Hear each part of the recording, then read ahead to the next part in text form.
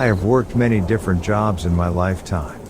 Starting as a janitor, I worked on a farm for about 2 years. At one point later, as a PE teacher in a high school, I was even an officer before eventually moving to New Jersey and eventually getting a job as a park ranger in the Pine Barrens. I'd moved to New Jersey to be closer to my family. The job didn't seem to be hard. I'd work 4 days a week and I would spend all my time in the park. The other 3 would be my days off. Now, I haven't worked for the park for a very long time, and I'm about to tell you why. I think I lasted a year and maybe even less than that. I had a series of very strange things happen to me there, and the final straw made me quit my job as soon as I got the chance. I began working at Pine Barrens in April of that year.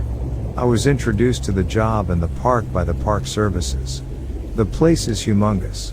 It stretches over the area that is 22% of New Jersey. My job was to patrol a certain area, make sure everything was in order. If you've ever visited the Pine Barrens, you would know that abandoned buildings and towns are scattered throughout the park. I would clock in on a Tuesday, work through to Friday, and Saturday through Monday. The first couple of weeks went smooth. I was getting familiar with the woods and my route. The third week was when my first spooky experience happened. It was Thursday evening. I was going my regular route. The park was buzzing with nature sounds. There were no people anywhere that I'd run into that day. I know that sometimes kids like to wander the park at night, looking for ghosts or just a secluded place to hang, but I had not seen any of them either. I was taking little mental notes of my surroundings, and I noticed the humming and buzzing. I couldn't tell where it was coming from at first. I looked around for a few minutes and still nothing. The noise was beginning to get closer, which is when I realized it was sneering me from above. I looked up and saw 3 bright lights moving in a circle, almost as if they were spiraling down towards me. Instinctively, I ducked and ran as fast as I could. It probably ran for a couple 100 feet before turning around to see the lights were still there. They were not. There was no humming now either. I dropped to the ground, trying to gather my composite and catch my breath. I also tried to make sense of what had happened 5 minutes prior. I do believe in aliens, even though I never had an encounter before. I had no clue what else that could have been. So, I kind of been in agreement with myself, those were aliens. And I wouldn't think about that anymore. And it was okay for a while. I have never seen those lights after that. My second experience happened about 5 months after I began working in the park. I was again going on my regular route. It was now about 7 p.m., and at this point, since it was October, the sun was getting very low in the sky, and it was getting dark. The route was clear, everything seemed to be in order, until I noticed something lurking behind the trees about 100 yards away from me. At first, it looked like a person, maybe a man about 5'7". I thought it might have been some college kid playing a prank, trying to scare me. I saw his shoulder peeking behind a tree. I yelled out that nobody is allowed to be in the woods this late in this time of year. He didn't move. Only after I shouted the third time, he had finally moved in front of the tree. I could take a good look at him. When I saw him, I nearly had a heart attack. He was dressed in dirty, torn up clothing, but the most disturbing thing about him was his head, or lack of one, I should say. I looked at him, not knowing if I should ask what he was, what happened to him, or just bolt out of there as fast as I could. I didn't either. For a solid 3 minutes, I froze. Even though I noticed he had begun moving closer to me, I still could not lift a finger. He started running up to me. As he was getting closer, I realized he was also translucent. This was a poltergeist. Now, when it comes to an alien, I'm a believer. When it comes to ghosts, however, I was very skeptical and sarcastic at times that anybody would talk about ghosts, or demons, or any alleged paranormal activity. I moved to the right a couple of steps as he was running straight at me, and he just vanished. I turned around to see where he had gone, but there was no trace of him. Only a vapory trail of mist, just what looked like a cloud of dust almost settling. After that second incident, I decided that all my love for nature in the outdoors, and as much as I loved being a ranger, staying here was not worth it. This hot mess of a place was not worth me going literally insane for, trying to keep working there. I called in the next day and explained the situation. They told me that something like this had already happened for their previous rangers. They tried to convince me to stay on the job for longer and doubled my pay, but I refused. I would not risk losing my own mind. My mom, dad, and cousin each have a story that take place on the same patch of road in Mexico. I'll tell them as they were relayed to me individually. My parents actually met here in the United States, but they grew up in neighboring pueblos in Mexico. Connecting the two pueblos is a long empty span of road, maybe 5 miles long, which is apparently haunted. These stories take place many years apart, but on the exact same patch of road. When my dad was a young man, he loved horses, jaripeos, and drinking. While he has since put down the bottle, he still loves horses and jaripeos lol, but back in the day he would occasionally ride his horse out across the road to the neighboring pueblo to hang out or hit up some parties. One early morning, he was returning home on horseback from a party in the neighboring pueblo. He was a bit drunk and was just casually making his way home when suddenly the air grew still and the night went silent. He said something just felt off and his horse could sense it as well. My dad says that you can always tell what a horse is focusing on by looking at their ears, and in this case my dad's horse's ears were perked up stiff and focusing at the empty field beside them as well as all around them. Thinking that there might be some sort of animal stalking them, my dad looked around, but the fields beside them were empty and there weren't any bushes or things for an animal to hide behind. Suddenly the air went cold and my dad felt goosebumps on the back of his neck, almost as if something was right behind him. That's when my dad's horse couldn't take it anymore and took off running for its life. My dad held on tightly and tried several times to bring the horse to a stop, but it was dead set on getting the hell away from whatever they had just encountered. Eventually they finally reached their pueblo and the horse calmed down and came to stop. Never before or after had the horse behaved that way, and it left my dad shook up. Needless to say, he was sober by the time he reached home. A few weeks ago, I was out in the wilderness, having just made a clean shot on a bear. I watched as it tumbled down into a meadow, landing lifeless on a log. I was stationed on a ridge above it and had to navigate a mile around and down a drainage to reach the valley where it lay. Armed with my trusty pistol, I began the descent, leaving my rifle at the entrance of the drainage. The bear hadn't moved for 20 minutes since I had taken my shot from the ridge, but I've learned over the years that you can never be too cautious in the wild. The descent was a bit tricky, with the terrain transforming from an obvious path to a confusing expanse of scrub brush, trees, and blueberries. As I was moving through a thicket, my head lowered and my arms working to part the dense foliage, I caught sight of a patch of white fur beneath my boot. I instinctively pulled back my step, and as I regained my composure, I looked down to see a possum, teeth bared and hissing at me. I was taken aback at first, not expecting to encounter a possum at this altitude, but I quickly decided that I didn't want any trouble with a biting creature. A quick shot from my .40 took care of the issue, and my adrenaline was definitely pumping.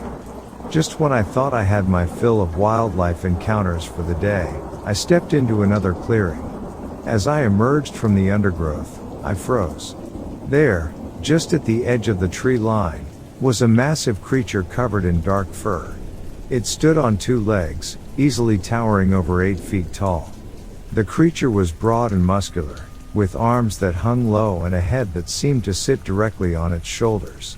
I was a distance away, but I could make out its eyes, 2 dark points set in a heavily browed face. My heart pounded in my chest as I realized I was looking at what could only be Bigfoot. The creature didn't seem to notice me, or at least didn't acknowledge my presence. It seemed to be foraging, its massive hands pulling at the branches of a tree. I watched in disbelief for a few long moments before the creature moved deeper into the forest and disappeared from sight. As I finally reached the bear, my mind was a whirl of the day's events.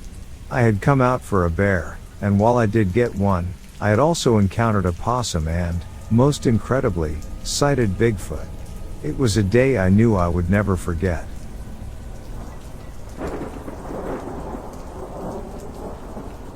The story I'm about to tell doesn't involve the wilderness or any backcountry, yet it's one of the creepiest experiences I've ever had. It happened one bright morning when I was rudely awakened from sleep by peculiar sounds resonating from above my head. As I groggily transitioned from the realm of dreams to reality, the noises began to coalesce into a pattern that resembled the heavy thud of adult footsteps in the attic. The audible thuds were so distinct that I initially thought it was the landlord carrying out some maintenance work, or perhaps he'd hired someone to do it. As I shook off the last vestiges of sleep, the sound of the footsteps became more distinct, their rhythm unmistakable. The only issue was, the only entrance to the attic was through my room. And my bedroom door was locked. My heart pounded in my chest as I slowly became fully awake, and then, I heard it again. The thud was directly above me now, as if the intruder had missed a step on a beam. I held my breath, bracing for a body to come crashing through the ceiling, but the crash never came. Instead, a complete and utter silence descended, leaving me in a state of unnerving anticipation. Feeling somewhat shaken, I decided to leave the room and inspect the house from the outside. This was a 2-story house, situated in a well-populated, respectable neighborhood. I examined the roof and the small vent windows, but everything seemed perfectly normal. The most baffling part was the fact that the only entrance to the attic was in my room. My mind raced to find a logical explanation. Could it have been tree branches falling and rolling off the roof? But the noise I heard was directly above the ceiling, not on the roof. It was as if someone was deliberately treading on the beams until they slipped. Or something else. I was armed with my pistol, and I even contacted the landlord, who promptly came over. Together, we opened the attic and climbed up with a flashlight. To our surprise, there was absolutely nothing. The attic was completely empty. What could possibly make such a hefty noise akin to a full-grown man taking large, deliberate steps on the beams? The incident left me baffled and, to this day, I've been unable to explain it. Months later, I encountered a seasoned hunter from the neighborhood, a man who'd spent his life tracking and understanding creatures of the wild. When I shared my experience, his face turned a shade paler. He told me tales of an unknown creature, a being that could climb walls and vanish without a trace, a creature that had been heard but never seen. Could that have been my uninvited guest? To this day, I can't explain it, but the mystery of the unknown creature in my attic continues to haunt me.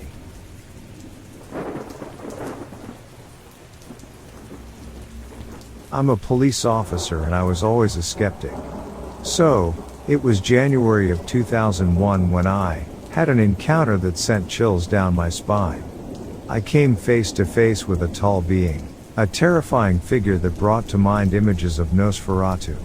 This particular incident remains one of the scariest experiences I've ever had, and it's an unsolved mystery that continues to haunt me till this day.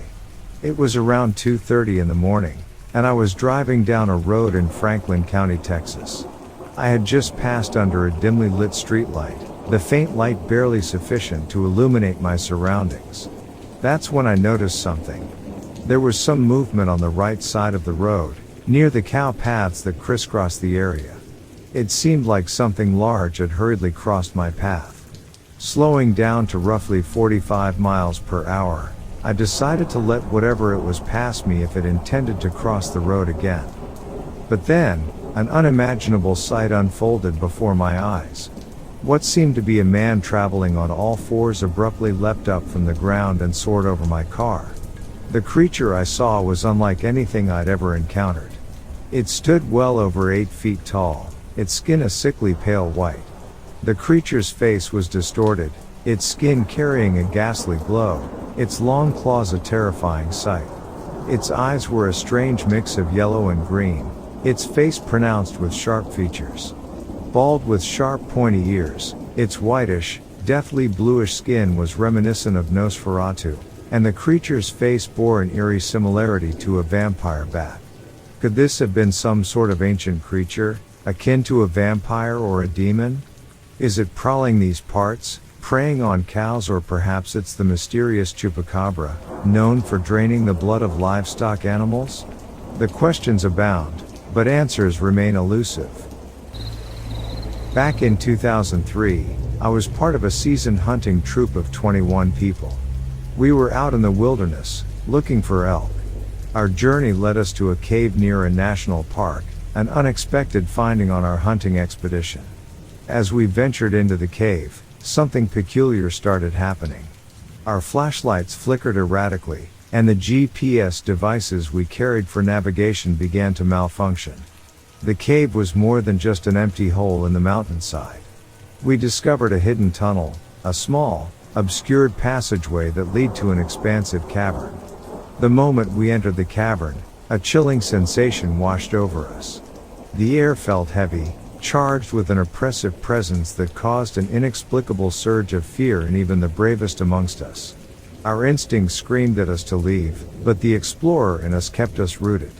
Then we saw it. A figure, tall and pale, a grotesque distortion of the human form, standing at the edge of our light's reach.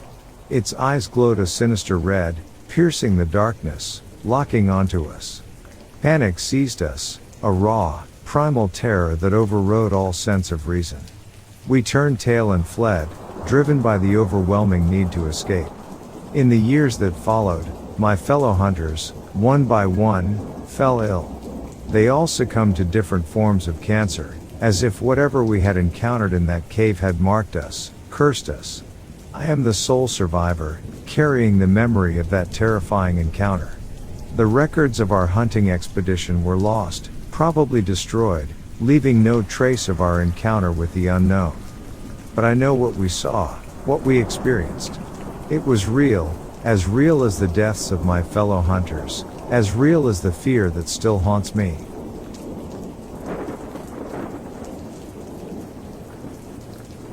A few years back, my two friends and I embarked on a casual hike to a well-known spot in our area. It was a stunning 150-foot waterfall, a rewarding sight after an uphill trek of about 45 minutes. This particular day, instead of heading directly to the waterfall, we decided to go bouldering around its base.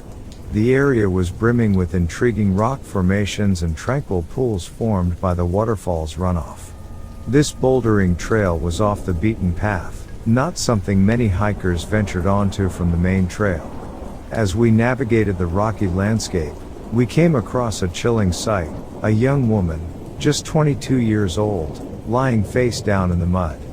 Both her legs were grotesquely broken, bone piercing through skin in what were clearly compound fractures. She had no cell phone, no water, no food, and no means to keep warm. Immediately, we dialed 911 and shared our limited supplies with her while we waited for help to arrive. It felt like ages before we heard the distant thrum of a helicopter. Soon, a rescue team swooped in, securing her for transport and flying her off to the nearest hospital. Later, we learned the harrowing details of her story. The previous night, she had been hiking with a friend when they both plummeted from the waterfall. Her friend, attempting to seek help, unfortunately succumbed to his injuries less than 100 yards from where we discovered the young woman. No one knew of their accident, her injuries, or even their presence in that part of the trail. The thought of what she endured during those 20 agonizing hours alone in the wilderness still sends chills down my spine. It was nothing short of a miracle that she survived. Our decision to veer off the main trail that day. It turned out to be a life-saving one.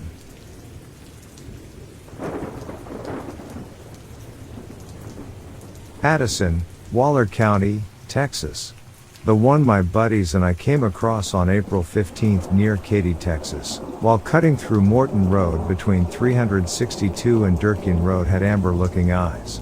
It was around 11:30 p.m. when we cut through Morton Road. We back out of that dirt road so fast and then drove south on Durkin and the left onto Royal Road while the entire time looking over to the open field with our spotlight and the one rifle in the truck. Once we made a right onto 362 and headed south, we began feeling a bit more relaxed. We then took it all the way south to 359 and then made a left on Highway 90 and didn't stop till we made it to our friend's house on Katy. We were coming from Pattison, Texas, where one of my other friends live. We also like to go through that patch on Morton Road during the day because it is like off-roading, and who doesn't like that? We originally thought of heading to Royal High School on Royal Road and decorating its grounds with beer cans, but we instead decided to turn left and off-road at night when we drove past Morton Road. It is the reason why we were so chilled about coming across what we thought was a large dog till it turned around and stood on two legs and growled at us. Its growl was deep but low. It rattled the entire truck. One of my friends told me that the only thing they remember was the sound it made while breathing, which was that of a horse. My buddy's truck is lifted, and usually when I stand in front of the hood, it is around the high part of my chest. I'm 5 feet 8, but when this thing stood up, you could see most of the waist area, so it had to be taller than me. I can't give an exact measurement because I just don't know. All I know is that it wasn't a bear. I've seen black bears before. The spotlight caught it and it looked like my buddy's German Shepherd or its Maligator with amber-looking eyes. Maybe it was a big Kai dog or coy wolf or a bear with mange, but it was pretty tall and wide. It happened so quick that I'm having a hard time being eligible with my thoughts here. Sorry about that. So we put it in reversed and got the bell out of there and drove all the way to Katy without stopping anywhere.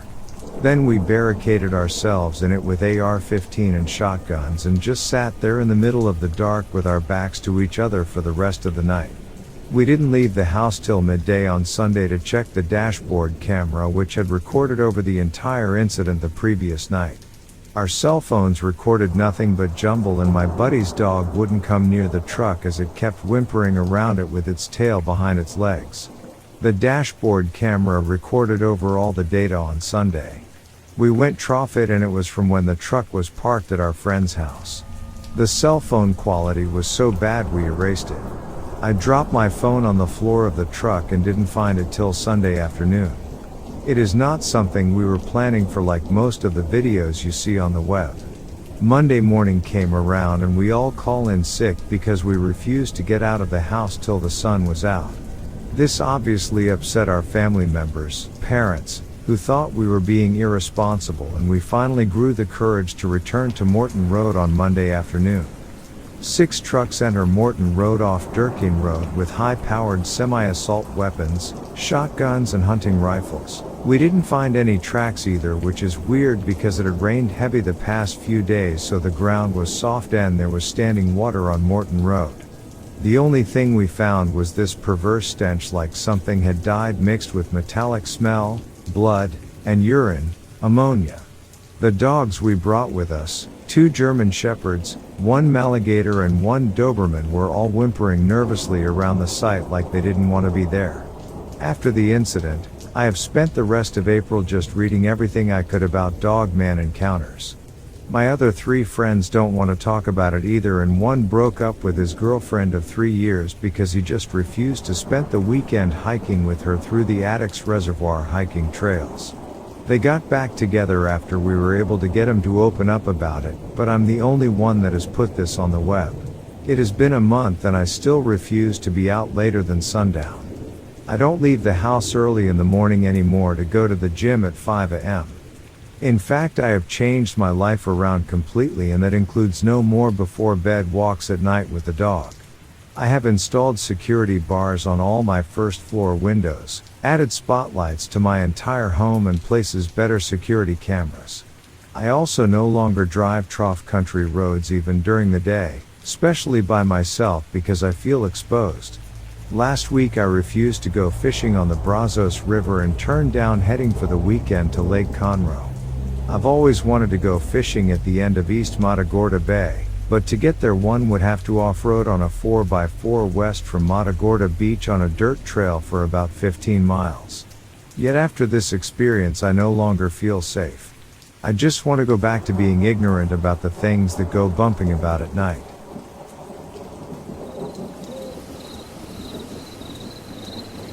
As a park ranger, I had always felt more connected to the great outdoors than I ever did to the confines of a house.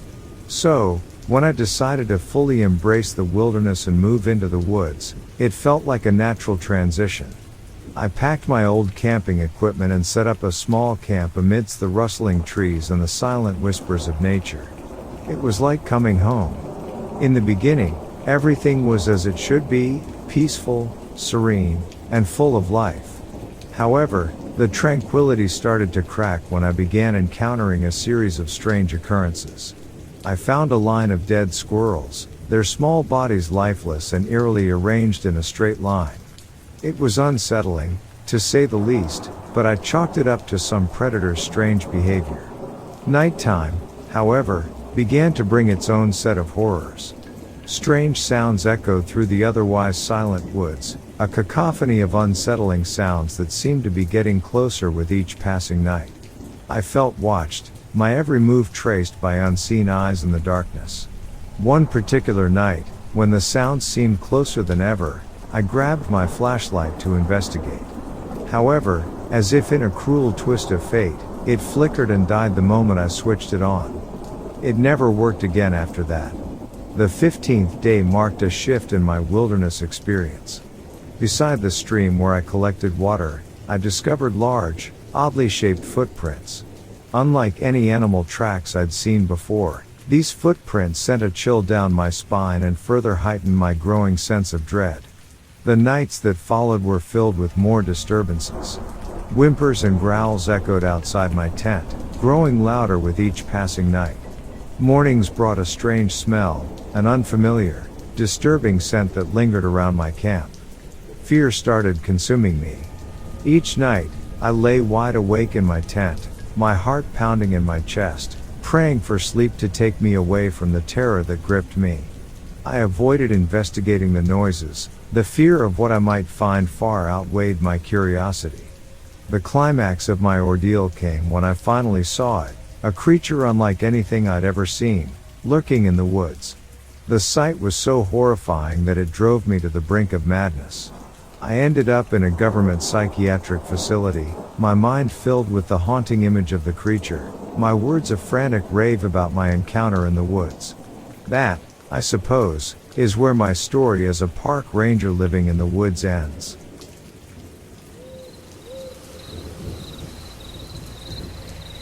So my town is surrounded by a creek. A few blocks away is a cliff. I walked to the cliff and began exploring in the woods. I was only 12 at the time and alone. By the way, I'm a girl. Basically, I was extra vulnerable. I was climbing down rocks, taking pictures, making my way to the large creek below.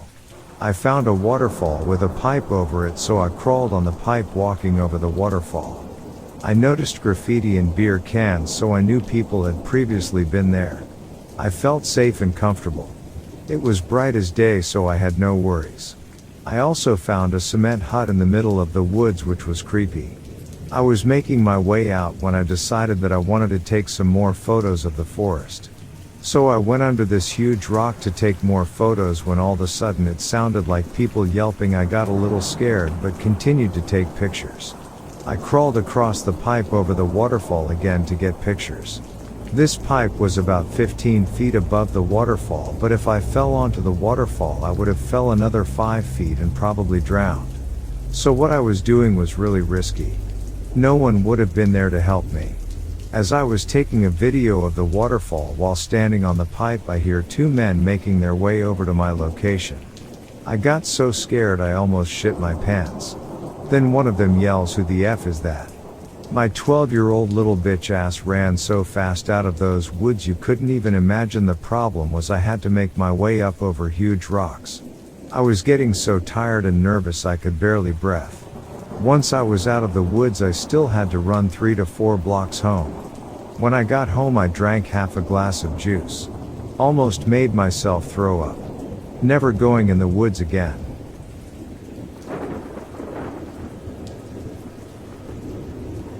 It was an otherwise typical day on the trail. I was hiking with a few friends, enjoying the fresh air, the bird songs, and the rustle of leaves beneath our boots. We were making our way through a particularly scenic part of the trail when we encountered an elderly woman. She was in her 70s, leaning on a walking stick, her face weathered but shining with a warm smile. "Oh, well, hello again." She greeted us, her voice a cheerful chirp.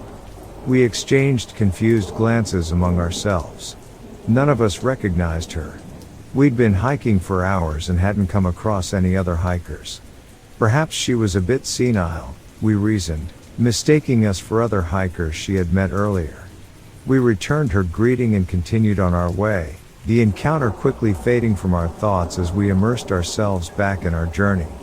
About half an hour later, we were winding our way through a dense grove of pine trees when we spotted the same elderly woman coming towards us on the trail. She was still moving in the opposite direction, her walking stick tapping rhythmically against the rocky path. This time, she simply said, "Hi," as she passed us, that same warm smile on her face. We stopped in our tracks, exchanging bewildered looks. It was physically impossible for her to have gotten ahead of us on the trail. She had been moving in the opposite direction both times we encountered her, and there were no shortcuts or intersecting paths she could have taken. Was it possible that we had experienced a temporal anomaly of some sort? A wormhole or a rip in the fabric of time, perhaps? The explanation seemed ludicrous, yet the reality of our encounter was undeniable. That night, as we sat around our campfire, we discussed the strange incident. We came up with all sorts of theories, from the plausible to the downright absurd. Yet, we couldn't shake off the feeling that we had experienced something extraordinary, something inexplicable. The next morning, we packed up and continued our hike, half expecting to encounter the elderly woman again. But we never saw her for the rest of our journey. The memory of that day, however, has remained etched in our minds, a mysterious encounter on a lonely trail that turned an ordinary hike into an unforgettable adventure.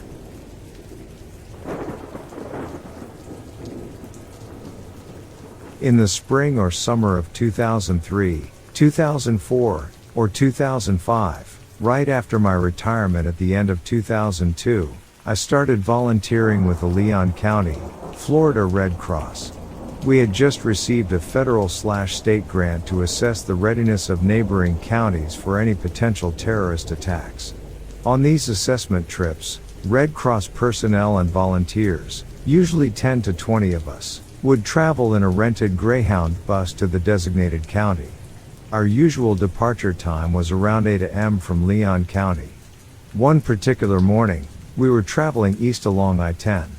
I found myself seated alone, slightly behind the middle of the bus on the right side, next to the window.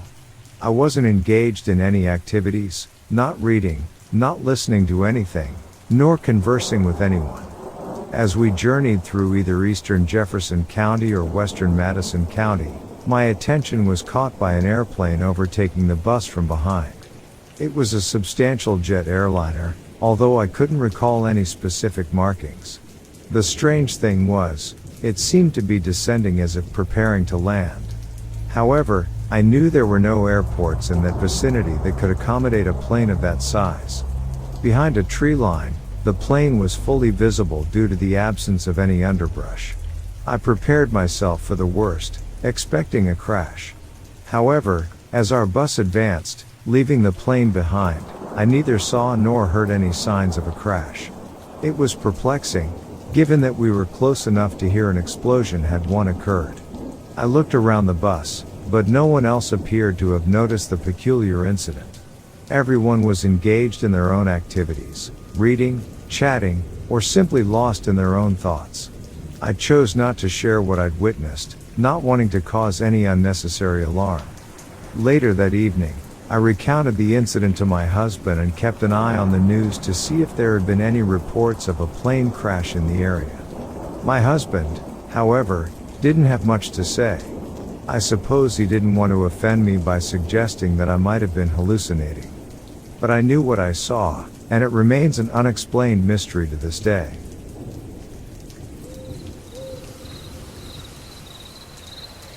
It was a beautiful sunny afternoon. and I decided to take my young children to a nearby cave for a little adventure. The cave was a popular spot, known for its stunning stalactites and stalagmites, but on this day, we were lucky to have the place to ourselves. The cave was spacious and airy, allowing plenty of sunlight to filter in, illuminating our path. We made our way through, splashing in the occasional puddle, pointing out interesting rock formations, and echoing our voices off the cavernous walls. The cave tunnel took about 30 minutes to traverse and ended in a small, narrow exit. However, due to the muddy conditions, we decided to turn around and head back the way we had come. About halfway back through the cave, I noticed something unusual. There was a candle, burning brightly, placed about 8 feet up on one side of the cave wall. My heart skipped a beat. I was certain it hadn't been there when we first passed through. I felt a surge of protective instinct. There was likely someone else in the cave, hidden in the shadows. I quickly gathered my children close, keeping them between myself and the cave wall. I tried to appear calm, not wanting to alarm them. As we cautiously moved forward, my eyes strained to penetrate the dimness, searching for any sign of movement. And then, just as we were nearing the mouth of the cave, we saw it. Silhouetted against the sunlight streaming in from the entrance was a massive figure, easily over 8 feet tall. It was covered in thick, matted hair from head to toe, and it stood on 2 legs like a man, but its arms were much longer, reaching almost to its knees. For a moment, it stood there, unmoving, seemingly as surprised to see us as we were to see it. I realized then that we were staring at a creature of legend, a Bigfoot. The moment passed, and the creature turned, disappearing into the dense forest surrounding the cave entrance. We hurried out into the daylight, our hearts pounding. We didn't stop moving until we had put a good distance between ourselves and the cave. Even now, years later, we still talk about that day, the day we ventured into a cave and came face to face with a creature from our wildest imaginations. It was a sighting that transformed an ordinary outing into an extraordinary memory.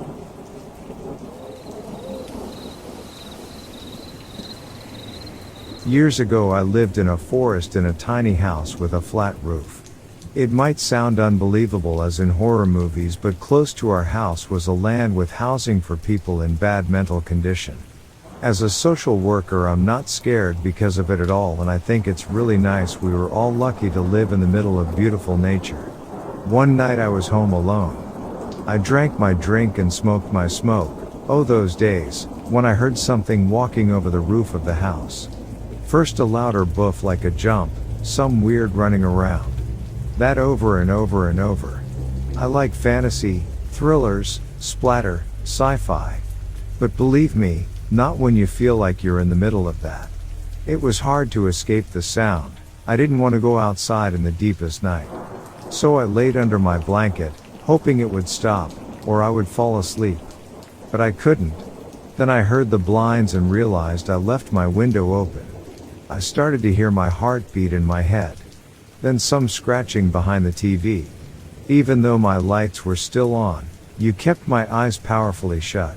And then there was that one moment I thought, I can lay here waiting to get murdered, or at least do my best and scare back. I crawled out under my blanket, took my guitar as some sort of damaging baseball bat and shuffled towards the TV. I heard the scratching and saw water coming out under the TV table. Whatever that was behind the TV was about to get squished between the wall and my guitar. I did a Conan the Barbarian pose and pressed the guitar behind my TV to be shocked with the most terrible scream ever. I froze. And there he was.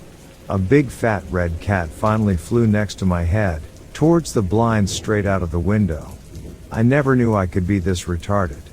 They should have brought me to the land for people in bad mental condition.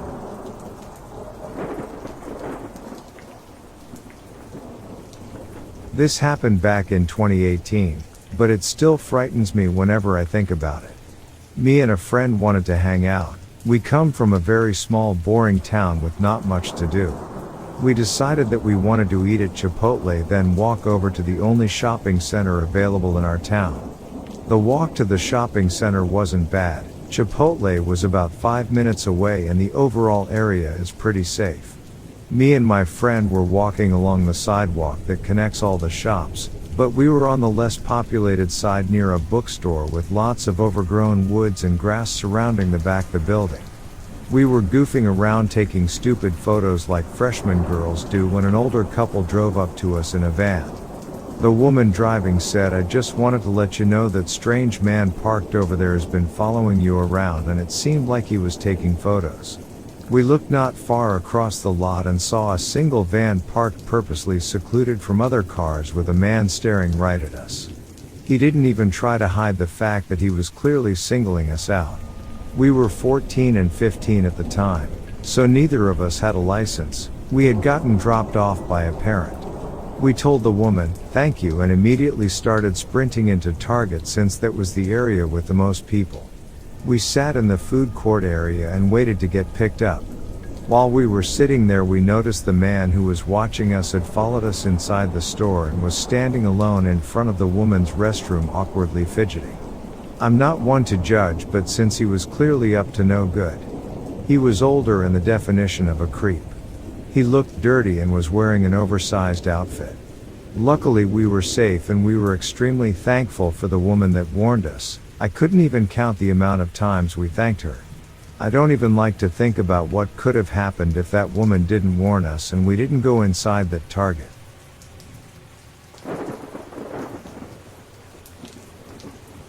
In the year 2023, I found myself camping alone in the woods, a place where I sought peace and solitude.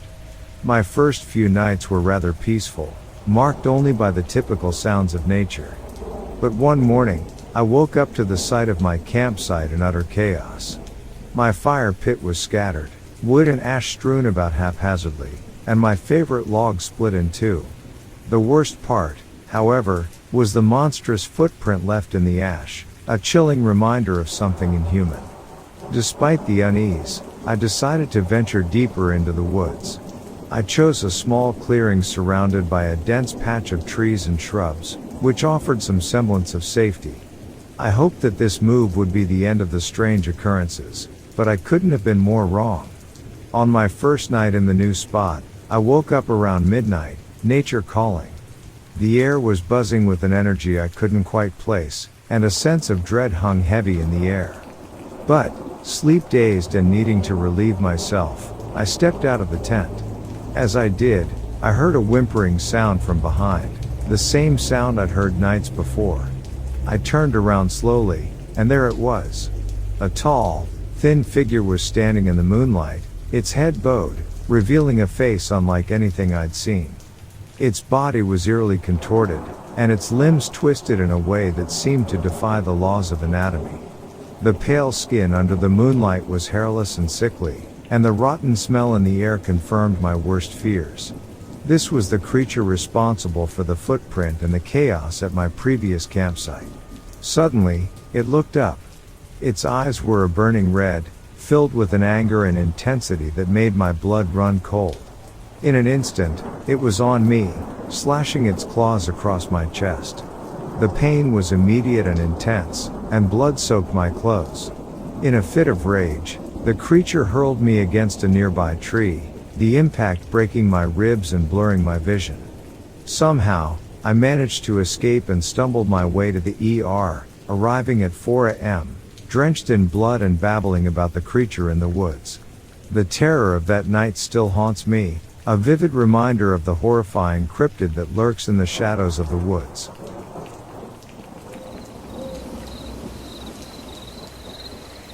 I've spent various stretches of time backpacking and camping throughout the US and seen some strange things. My brother and I came across an abandoned trailer town, of sorts, that scared the hell out of us. We also came across a rundown town, really small, out in New Mexico that seemed to have one person living in it. We based that on the fact that there was still some food and supplies there that were fairly fresh, perhaps just a few days old. Spent a couple days there trying to find the person, just to find out why they were staying in the town. Never found a person. We found the skeletal remains of an unknown number of deer, ranging from bucks to fawn, ensnared in a barbed wire fence that encompassed a 10 by 10 area in the Ozarks. A few of the skulls topped the fence posts, and there was one post in the middle of this area that had decaying deer bodies, looked to be 2, but there were only 6 hooves jutting out of the wreckage, wrapped around it. We found a dummy hanging from a tree while in the Yukon Territory of Canada. Literally out in the middle of the woods. No reason for it, as far as we know. And we also came across a dead junkie on a road out of Olympia. Obvious OD, as he had his arm tied and a needle in hand. Eyes were glazed over and staring straight ahead, mouth slightly ajar.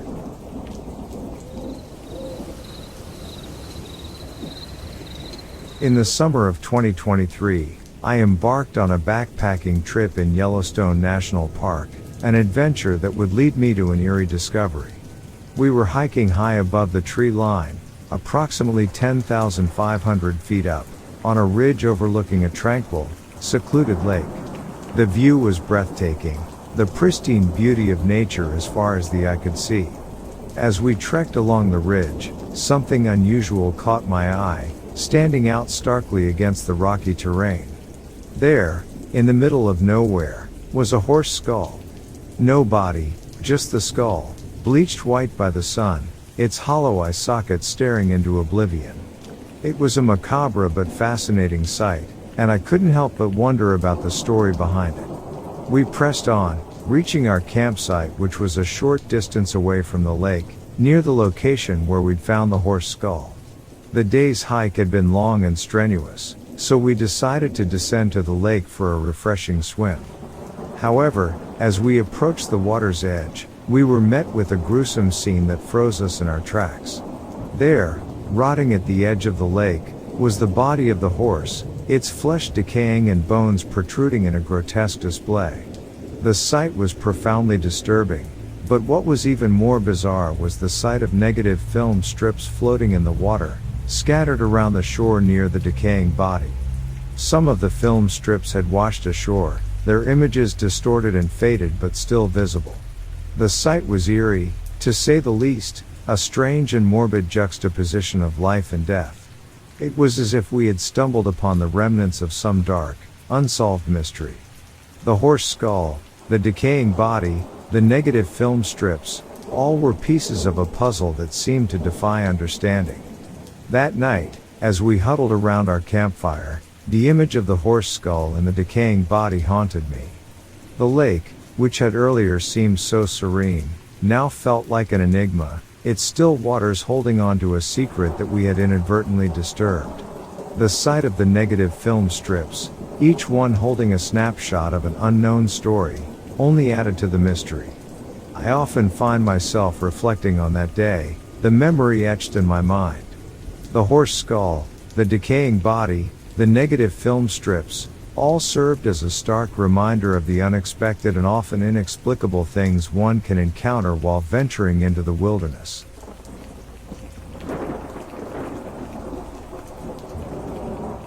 It had been a year since the hunting trip that changed my friend's life.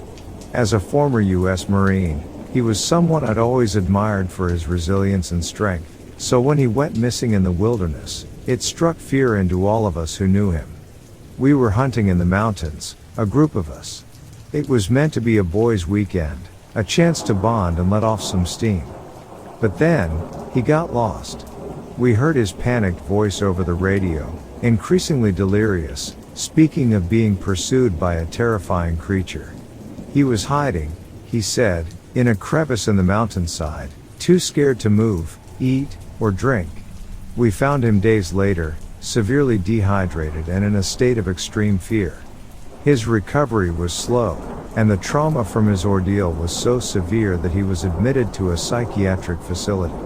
A year later, he reached out. I noticed he was on anti-anxiety medication and he never ventured out at night. It was clear the experience had deeply scarred him. One night, over a few drinks at his home, he finally opened up about his harrowing experience. The details were chilling.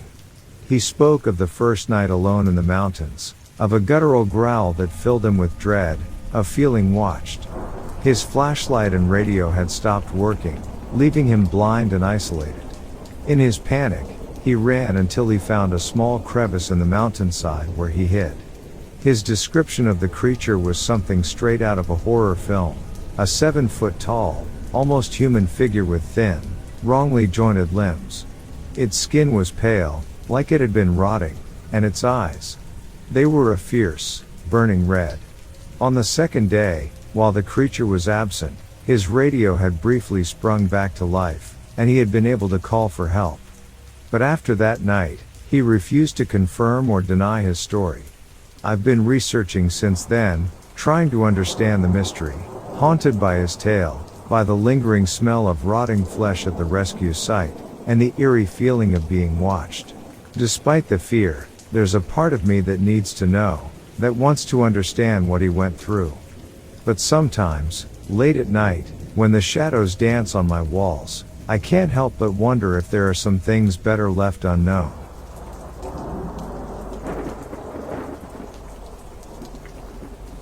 Backpacking has always been my way of connecting with nature, and my trip to New Hampshire was no different.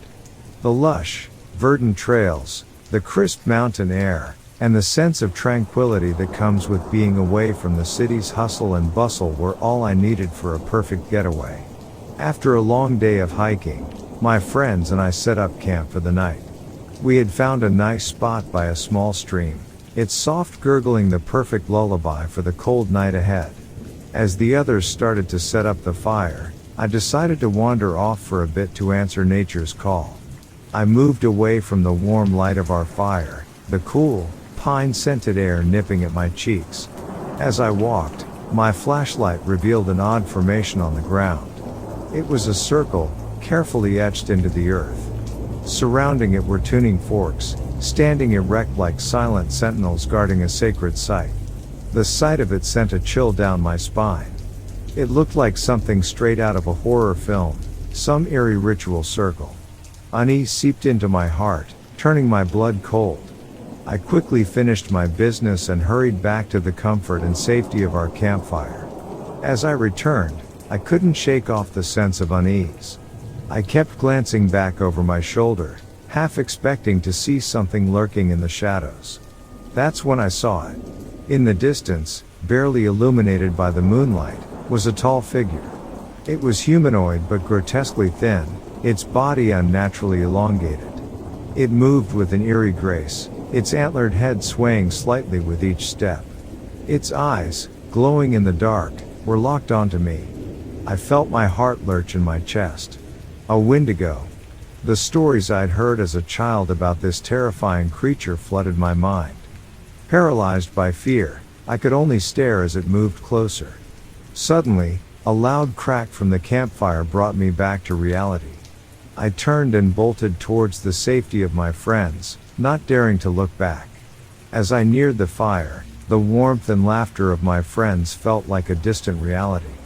My friends noticed my ashen face and asked what was wrong. But how could I explain it? I just shook my head and tried to laugh it off. But the image of the Wendigo lurking in the shadows remained etched in my mind, a chilling reminder of the mysteries and dangers that lay hidden in the heart of the wilderness.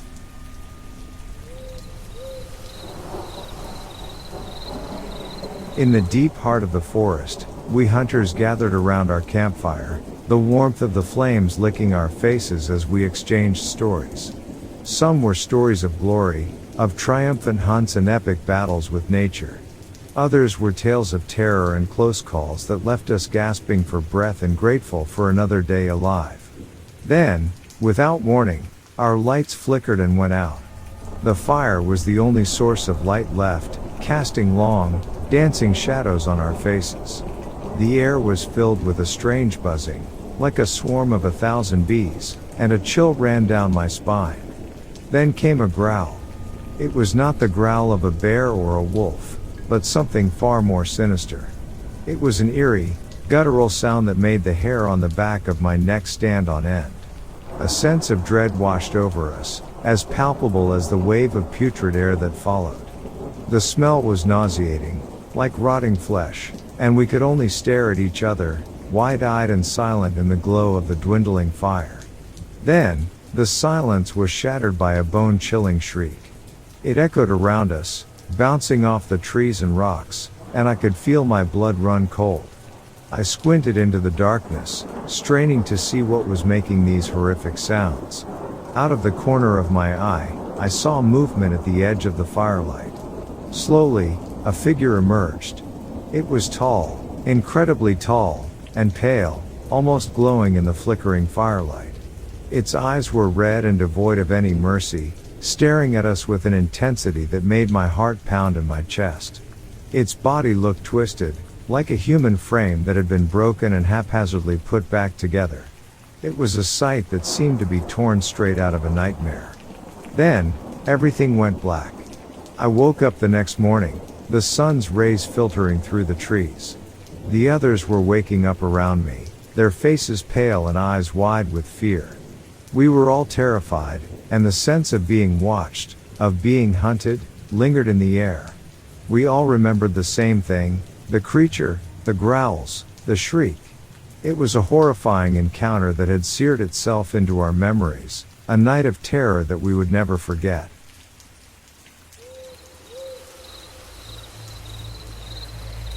I was once canoeing the boundary waters between Minnesota and Canada. These aren't your normal backyard ponds. The boundary waters are thousands of enormous lakes interconnected with each other. Think mini Great Lakes. We had been canoeing and camping along the lakes for about a week at this point. We didn't really have an itinerary, just planned to boat and camp, fish, and live off the land 2 weeks. We had a GPS and a sat phone to call a helicopter for pickup whenever we were done. Anyway, about a week in and we were set to canoe a few hours to the next lake. An hour or so in and we are in the center of an extremely long and narrow lake. Unfortunately, a storm started to blow in and the waves on the lake swelled to 2+ feet. Too much for our dinky canoes. We pull off to a random clearing on the shore and set up camp in rush to avoid being totally thrashed by a rainstorm. We just set up camp and hunkered down for the night. By the next morning it had cleared up. We started walking up the coast of the lake about 200 feet from our camp looking for a good fishing spot. What we actually found was another campsite. However, it was absolutely wrecked. Trash strewn everywhere, tent collapsed and torn, clothes on the ground. At first we were just disgusted, like what assholes did this? Or left their shit out to be bear food? The more we looked around though, the weirder things seemed though. For one, their garbage was still hoisted into a tree to keep it safe from bears, but the whole bag was ripped open despite being 30 feet in the air. Second, literally everything except the canoes were still at the campsite. Clothes, packs, food, rope, pans, like a serious set of hiking equipment. Enough for 2 or 3 people. Half of it was trashed and torn open, mostly the packs, tent, and clothes. The other half was totally untouched but thrown on the ground. Like somebody noped the hell out of there in nothing but their long johns, ditching hundreds of dollars of gear in the process. We waited a couple hours and eventually called it back to our helicopter crew, but they hadn't been aware of anybody else or gotten any distress calls. We eventually just left everything and moved camp. Everybody was pretty upset by it, and a day or 2 later we ended the whole trip early because it seemed like nobody wanted to be out anymore. It was the weirdest thing I'd ever seen. First thought was bear attack, but there was food left uneaten, and I've seen bear attacks on camps before, but nothing like this.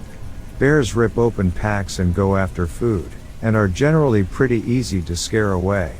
What still sticks with me is why all their clothes and packs were still there, with half being totally destroyed and half being untouched. I still don't get it. I've done a lot of other camping and hiking, rafting and biking, all around the country, and I've never had any other weird experiences like that.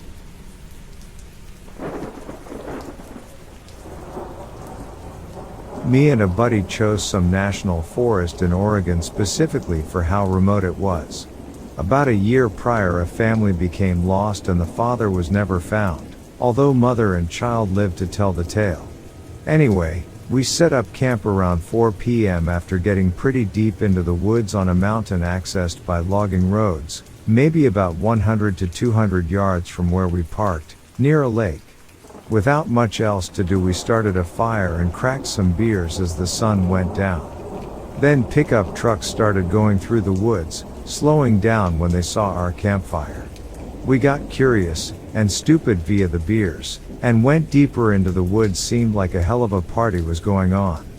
Then we stumbled into a clearing where maybe 15 to 20 dudes were hanging around a bonfire next to a mossy run-down camper trailer. One had a pistol on his hip, another was just chillin' with a shotgun. We're like, oh shit at first, but someone approaches us and acts neighborly and invites us to have a beer, so it seemed okay. They were joking around mostly, some talking about drugs, coke, meth, but there were some older dudes that seemed pretty tense. As this happened, 4 to 5 dudes who seemed to be standing sentry at the camper, which didn't look like it had been moved in a long time, went inside for a few minutes. When they came back out, they said we were faggots and saw us making out. Pretty quickly I got up to head back to our site, but my slower, drunker buddy took a few punches. Then he made it out and started following, and we were sprinting through the forest in the darkness, just hoping to get back to our site by spotting the glowing embers of our burnt out fire, the whole time with gun toters in tow. We found our site, and with pretty much everything in the tent we pulled the stakes to toss it in the trunk of our car, when we hear an enraged scream only about 50 yards from us, "Kill the faggots." So we were like, F it, dropped the tent and gear without even saying a word to each other, and sprinted in the direction of the car. We peeled out and thought we were good, but about 30 seconds later some headlights come up from behind us, and I'm like, F, that's the truck that shotgun dude was chillin' at. So now we're being pursued by crazy gun-toting rednecks with a superior vehicle in unfamiliar forest on unmaintained logging roads in the dark, and the only thing we can do is speed up. I remember looking at the speedometer as we approached a washed-out hairpin turn, and it was moving from 45 to 50 miles per hour, and the truck was tailing us pretty close, like by only a couple feet, and I was pretty sure that we were gonna slide off the cliff and die. Somehow my drunkest buddy managed to power slide that turn and get some distance between us and the tweakers, and we eventually made it to a paved 2-lane, at which point the truck pulled off. We put it together later that the camper was a meth lab, nothing else it really could have been, deep in the forest with armed guards and shit. But yeah, resulted in a drunken high-speed night chase on unfamiliar logging roads, and we nearly slid off the side of a mountain.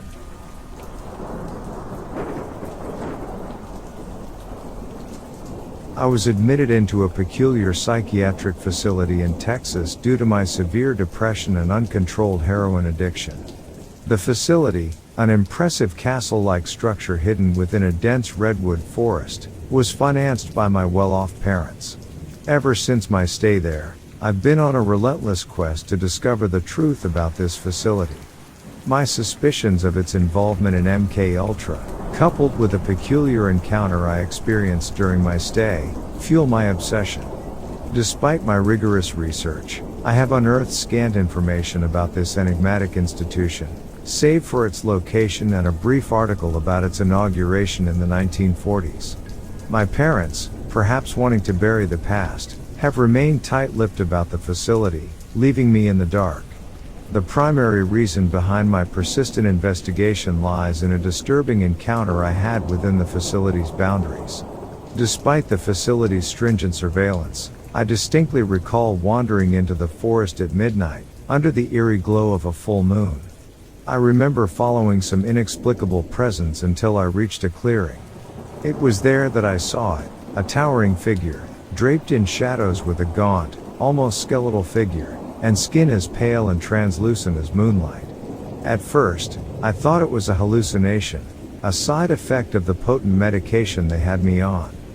But then it turned towards me, revealing deep-set eyes that shone a brilliant red in the moonlight. I was petrified, frozen in place by an overwhelming sense of dread that washed over me. The creature was unlike anything I'd ever seen, more akin to a Sasquatch from folklore than any animal known to man.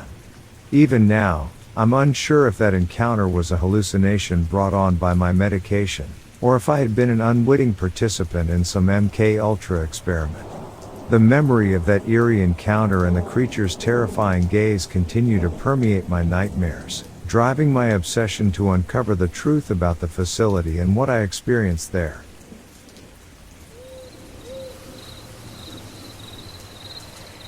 I am Josh, a park ranger stationed in the beautiful Yosemite National Park. It has always been my dream to protect and preserve the natural wonders of this place. Little did I know that one fateful night would forever change my perception of the park. It was a calm evening, and I was patrolling the vast wilderness, keeping a watchful eye on the park's visitors. As I made my rounds, I noticed an unusual stillness in the air, as if nature itself was holding its breath. I couldn't shake off the eerie feeling that something was amiss. As I continued my patrol, I stumbled upon a narrow path that seemed unfamiliar. Curiosity got the better of me, and against my better judgment, I decided to follow it. The path led me deeper into the heart of the park, away from the bustling crowds and into the embrace of nature's secrets. The further I walked, the thicker the air became, filled with a strange scent that sent shivers down my spine. It was an odor I had never encountered before, a putrid stench reminiscent of rotting flesh. It clung to the very fabric of the forest, making each step more unbearable than the last. Just as I was about to turn back, a silhouette emerged from the shadows, towering over me with an otherworldly presence. The figure was impossibly tall, its limbs elongated and disjointed. It stood before me, its eyes burning like hot coals in the darkness. Fear paralyzed me as I gazed into those fiery depths, feeling as if it could peer into the depths of my soul. Without warning, the figure beckoned me forward, guiding me with an unspoken invitation into a nearby cave. Reluctantly, I followed, compelled by an unknown force that I couldn't resist. The cave was a labyrinth of shadows, the air thick with the same nauseating odor that had accompanied the figure. The walls seemed to close in around me, suffocating me with an overwhelming sense of dread. Suddenly, as if releasing its grip, the figure dropped me onto the cold cave floor and vanished into the darkness. My heart raced, and I scrambled to my feet, stumbling my way out of the treacherous cavern. I emerged back into the night, gasping for breath and covered in cold sweat. The figure was gone, leaving only lingering questions and an indescribable sense of unease. Little did I know that while I was entangled in that surreal encounter, my father was battling his own demons. News reached me that very night, as I emerged from the depths of the cave, that my father had suffered a fatal stroke. The world around me seemed to collapse, and grief consumed my every thought. Since that night, I have been plagued by the memories of that encounter and the untimely loss of my father. Yosemite, once a place of solace and wonder, has become a haunting reminder of the strange and unexplained. I continue my duties as a park ranger, but the shadows now hold a deeper meaning, and the unknown lurks just beyond the reach of my understanding. I'm a trucker by the name of Jack. I've driven through many a desolate stretch of road, passing by endless miles of nothingness. The solitude doesn't bother me. In fact, I kind of like it. But there's this one memory, this one particular drive through the middle of nowhere Colorado that still sends a chill down my spine. There wasn't much around.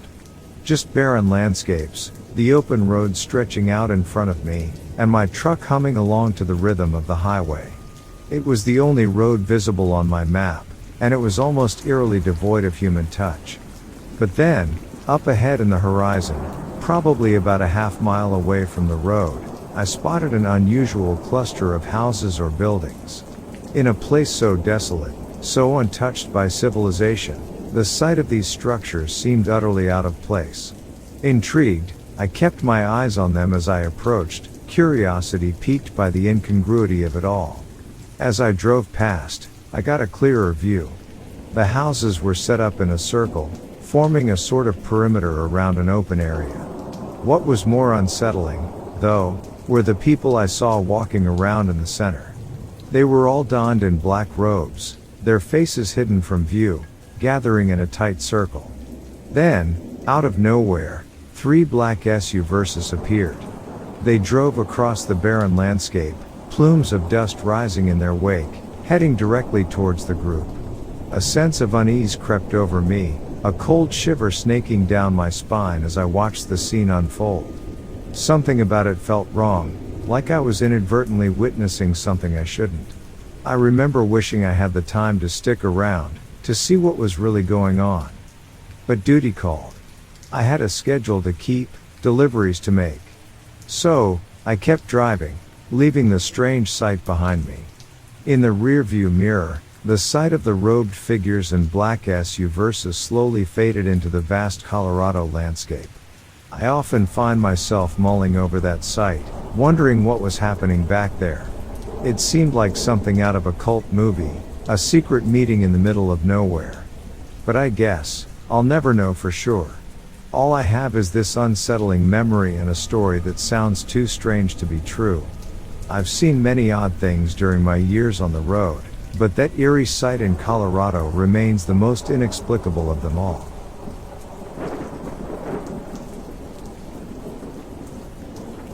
There's something about driving at night that strips the world of its normalcy, turns the mundane into the mysterious.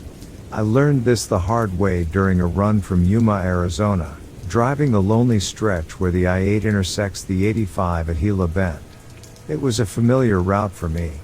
I'd made countless runs along that road, so much so that I even had a regular spot where I'd pull over to stretch my legs and take a leak. That night was no different, or at least that's what I thought as I rounded a bend, the spot in question just up ahead. As I was about to pull over, my headlights illuminated a figure strolling across the highway. It was a creature unlike anything I'd seen before, a strange amalgamation of features that didn't belong together. It looked canine, but its appearance was grotesquely warped. Its hind legs were elongated, almost rabbit-like, but twisted in a way that didn't seem natural. Its body was lean and muscular, its defined muscles rippling under the skin as it moved. Its snout was long and narrow, like that of a wolf, but devoid of any fur.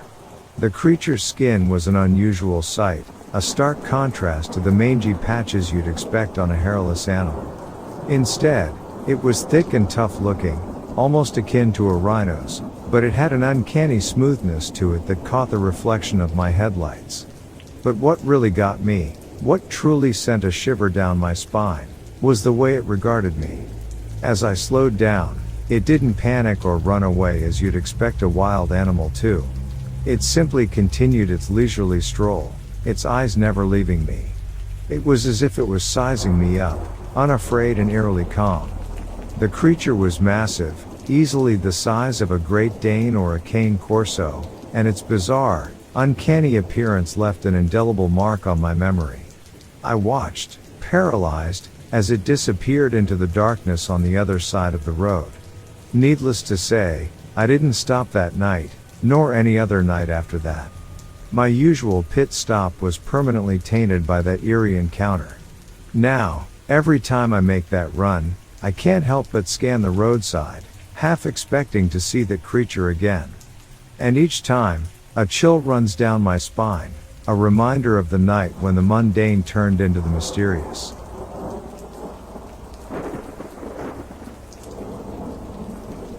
I've always had a knack for getting myself into unusual situations. But when I was transferred to a remote town in Alaska, I had no idea just how unusual things would get. The town was surrounded by a vast, dense forest infamous for its strange occurrences. The locals spoke in hushed whispers about the inexplicable disappearances of hikers and chilling apparitions that had a knack for driving people mad. The rumors didn't bother me until the day a couple vanished without a trace during a routine hike. I was Officer Jane Wilkinson, and leading my team of 10 officers into the depths of that forest was a decision that would forever haunt me. We were seasoned police officers. As we moved deeper into the forest, we encountered inexplicable phenomena. Disembodied whispers filled the air, seeming to lure us further into the wilderness. Apparitions flickered in and out of sight among the trees, their presence chilling us to the bone. Then, one by one, my team started to disappear, No cries for help, no gunshots, just a terrifying silence that stretched on until we were down to half our original number. That's when we saw it, a monstrous creature, more beast than man, its twisted form a grotesque mockery of a dog. The cryptid the locals feared was real, and it was hunting us. With my heart pounding in my chest and the primal fear of being hunted surging through me, I found myself stumbling upon its lair. A ghastly sight awaited me there, the remains of countless hikers scattered around the clearing.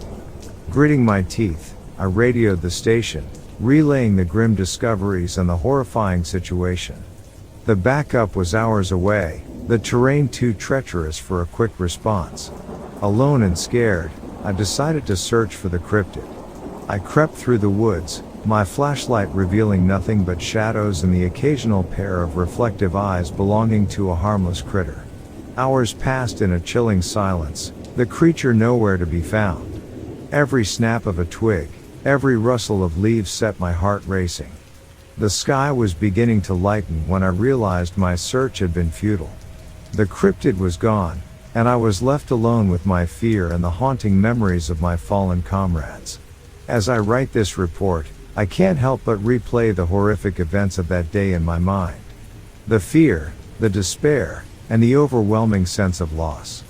But if there's one thing I've learned, it's that even in the face of insurmountable odds, you don't back down. You fight. You survive. And you live to tell the tale.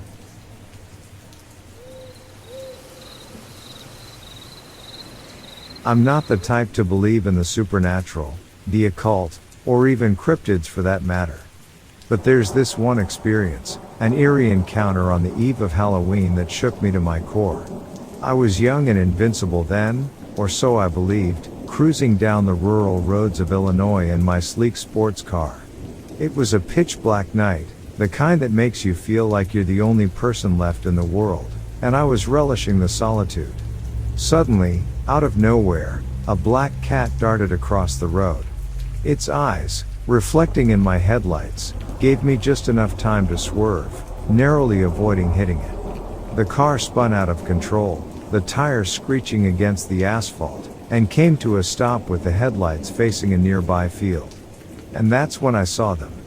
Dozens of people, all donned in black robes, standing amidst the tall grass. Their eyes, wide with surprise, reflected in my high beams. The sight was so surreal, so out of place, it took me a moment to fully comprehend what I was seeing. Before I could react, they scattered. Like shadows fleeing from the light, they dissolved into the darkness. But a few, their faces hidden beneath their robes, started charging towards my car. Fear gripped me, adrenaline surging through my veins. I could hear my heart pounding in my ears, and without thinking, I slammed on the accelerator, peeling out of there as fast as I could. The sight of the robed figures, their forms shrinking in my rearview mirror, is something I'll never forget. Now, this was back in the late 90s, before the Harry Potter frenzy took over. So, it's safe to say it wasn't some fan gathering. I don't know what they were doing out there in the middle of nowhere, in the dead of night, but it felt like I had stumbled upon something I wasn't supposed to see. Now to the part that still gives me chills to this day. In the split second before I hit the gas, I saw something else in that field.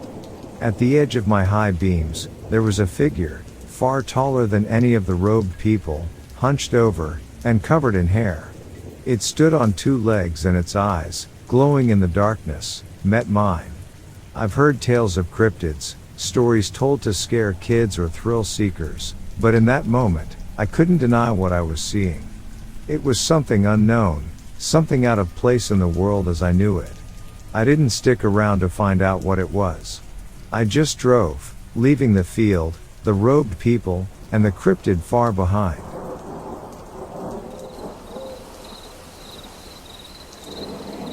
Since I can remember, I've always had a deep love for nature. You could say it's my passion. That's why a job as a park ranger felt like a perfect fit. I remember one particular job at a nature park that operated from 8 a.m. to 11 p.m. Our shifts were always rotating. One week I'd be on the early shift and the next, I'd be closing up for the night. One Friday evening, I found myself on the closing shift. I had led a brief tour for some visitors that day, but other than that, my day was relatively quiet. Since there wasn't much to do, I decided to start my evening walkthrough early. It was already getting dark, and I was making my way through the woods when I noticed a strange light flashing against the trees behind me. Curious, I went to check out the source of the light. But as I got closer, the light flashed again, this time from the direction I had just come from. I yelled out, telling whoever was messing with me to stop it. Then, the light flashed again from a completely different direction, too far for a single person to have moved in such a short time. I figured it must have been two people messing with me, maybe some coworkers, although we weren't particularly close and we didn't typically play such pranks. I yelled again, stating I wasn't in the mood for jokes and that whoever was responsible should leave. Realizing I had no control over this situation, I informed my supervisor that someone might still be in the park and that it wasn't my problem anymore. He told me he'd take over, so I left, got in my car, and began the 10-minute drive home. Suddenly, my phone rang. It was an unknown number. I answered it, and a raspy voice on the other end told me I shouldn't have left them there alone, that I would regret it. I warned them never to call me again and hung up. When I returned to work the next day, I was informed that they'd found a dead dog at the spot where I had seen the flashing lights. The realization hit me like a cold wave. This was the work of a seriously disturbed individual, someone who would commit such a horrific act just to mess with me.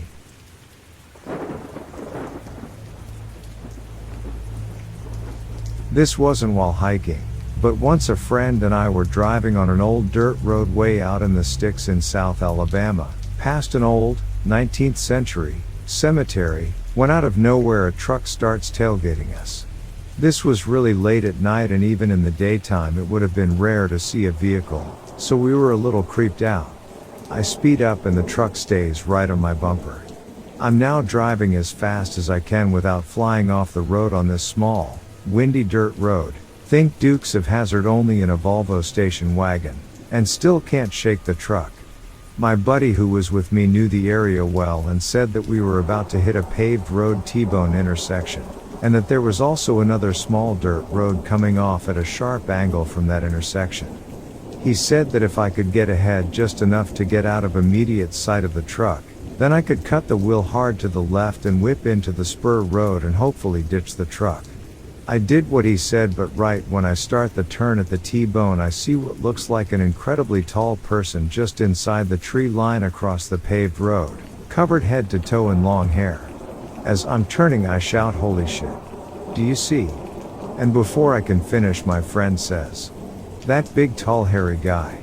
I finished the turn, we ditched the truck, and got the hell out of there, but to this day we really don't know what we saw.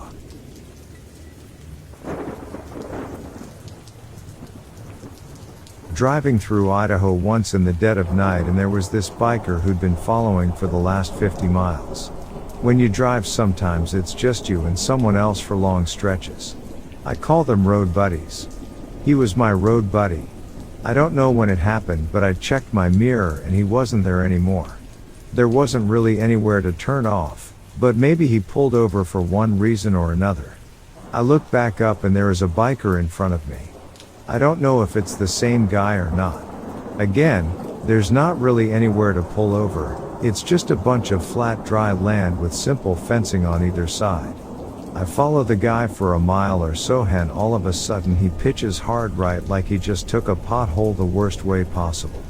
I saw him tumble and watched his bike kick up a huge cloud of dust. We're not supposed to pull over or pick up hitchhikers, but in this kind of situation I don't care what the company says. I pulled right over and got out, left the keys in it and everything. I walked back, must have been a quarter mile or more, and couldn't find hide nor hair of him or his bike. There were no marks from where he pulled off, and no potholes either. I walked around calling out to him in the dark for what felt like half an hour before walking back to my truck. When I climbed in there he was sitting in my passenger seat. He was covered in blood, twigs, and dirt. His leg had been snapped off at the knee and he had taken off his belt to make a tourniquet. His middle through pinky fingers were pushed back and standing straight up. I asked him if he was okay, but he didn't say anything, he just sat there silent. I tried to touch his shoulder to see if he was even awake and his jaw fell open and he let loose a hideous scream that still chills me to this day. His head fell forward and he started vomiting blood. I screamed and fell backward out of my truck. I woke up apparently a few hours later with a state trooper asking me if I was okay. He was pretty smug about the whole thing and acted like I was making it up. I guess they found a teener of meth on the passenger seat and said it belonged to me. I tried telling them about the ghost rider but nobody would listen.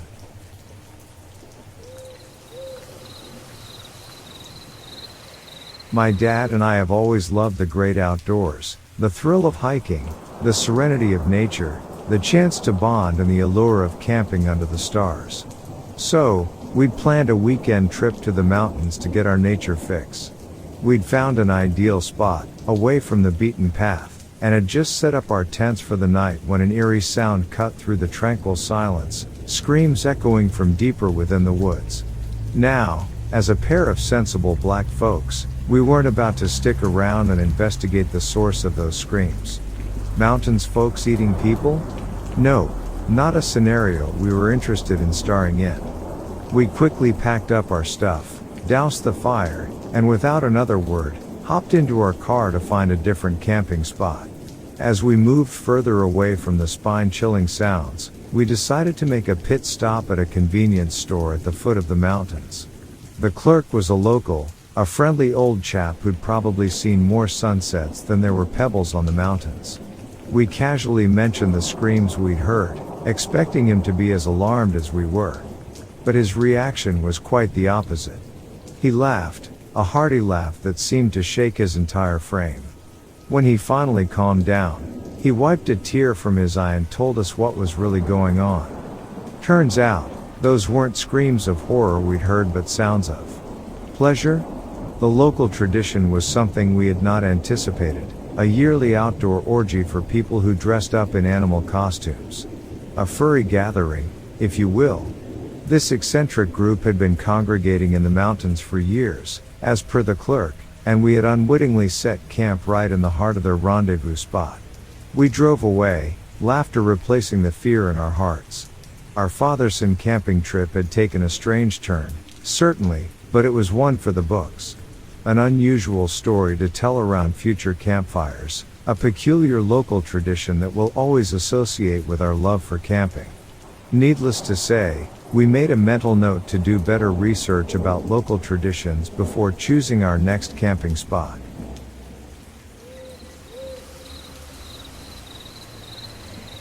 My friend and I used to go ghost hunting when we were in middle school.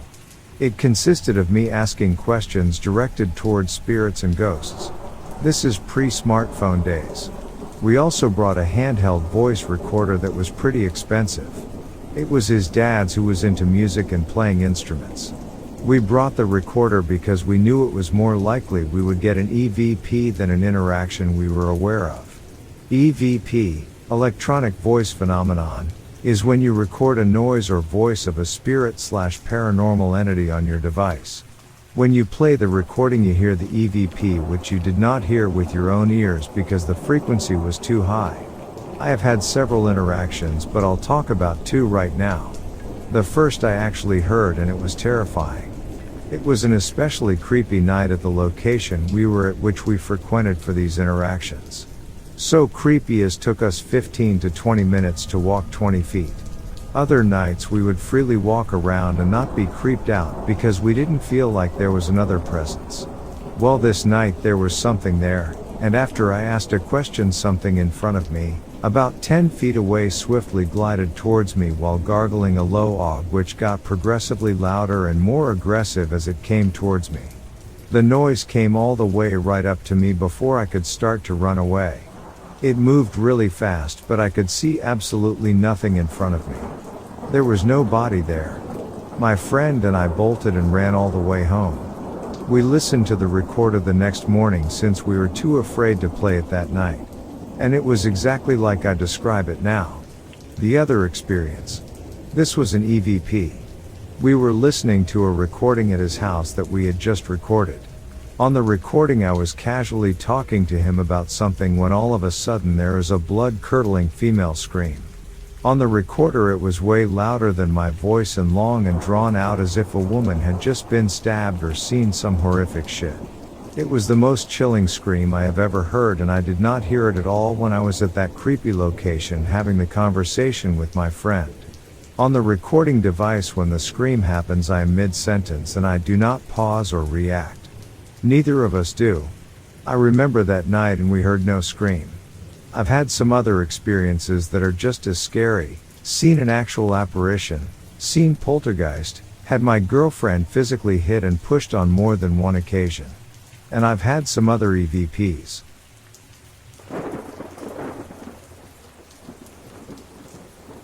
Sometimes, life takes you down a path you never intended to tread. That's exactly what happened to me and my mate, all those years ago while bushwalking in New South Wales, Australia. We were just two friends on an adventure, with no idea of the sinister discovery we were about to stumble upon. In the heart of the bush, amidst the eucalyptus and the bird calls, we found a peculiar structure. It was a platform, made entirely out of rocks, carefully arranged in a way that suggested it was intentional, not just a natural formation. It seemed out of place in the wilderness, a discordant note in an otherwise harmonious symphony. We didn't think much of it at the time, simply marking it up as a curious discovery before we continued on our journey. It was only much later that year that the memory of the rock platform took on a dark, foreboding significance. It began with a string of news reports about a series of arrests. Backpackers had been disappearing in the area over a span of few years, their disappearances largely chalked up to the risks of traveling in such isolated locales. That is until a man was arrested on suspicion of their murders. As the case unfolded, it was like a veil being lifted from our eyes. The news ran footage of so-called altars discovered at several of the murder sites, slightly hidden in the dense bushland. The chilling sight of those altars, constructed from rocks, sent a shiver down my spine. They were eerily similar to the platform we had encountered on our bushwalk. Worse yet, they were often found no more than 300 yards from the victims' shallow graves. The man at the center of this horrifying tale was Ivan Milat, now known as Australia's worst serial killer. He was convicted for the murders and has since spent his life behind bars. Yet, the thought that we had unknowingly stumbled upon one of his macabre altars was a chilling realization that has never quite left us. Even more unsettling is the fact that the police suspect that Milat didn't act alone. Although they were unable to gather enough evidence to prove it, the belief that there was at least one other person involved in the heinous crimes persists. The idea that this accomplice might still be out there, possibly continuing Milat's horrific legacy, added another layer of unease to our fateful encounter with the rock platform. It was a chilling reminder that sometimes, the most innocent adventures can intersect with the darkest aspects of humanity. That bushwalk in New South Wales was supposed to be a simple outing between friends, but it turned into a haunting memory we'll never forget.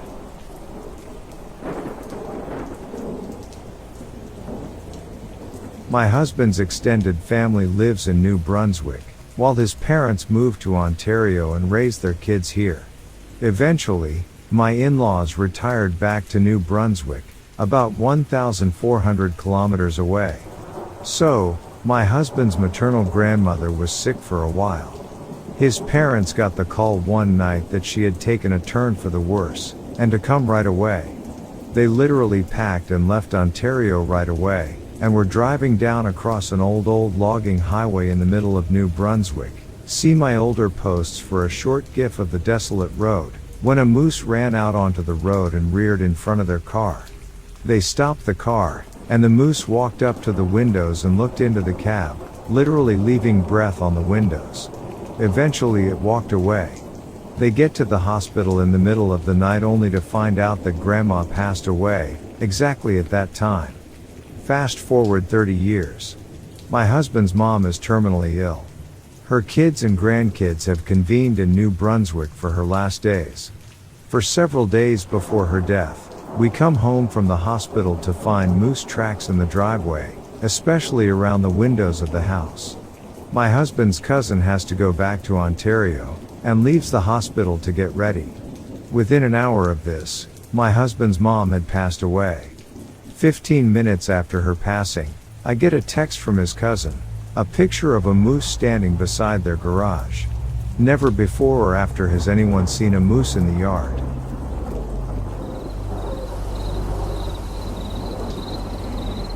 Went on a 5-day gold panning trip with a couple buddies of mine. We drove 6 hours down unused logging roads.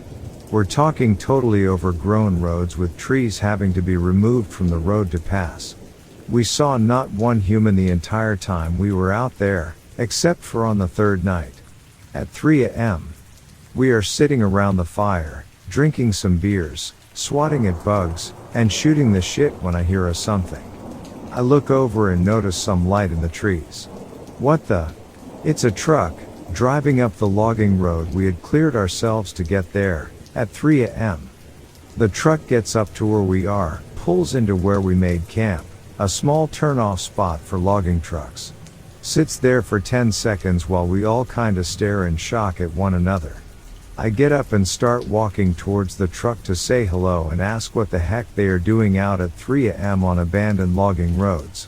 When the truck just backs up, turns around, and drives off the way it came.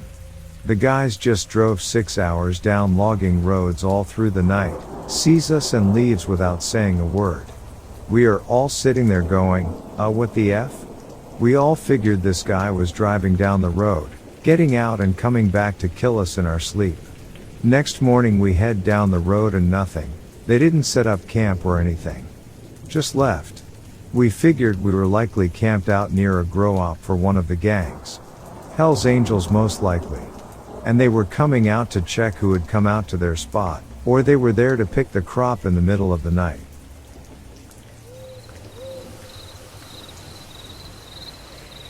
I've told this story before, but never to anyone I loved so deeply. So, here goes. In the 5th grade, I was a huge scaredy cat.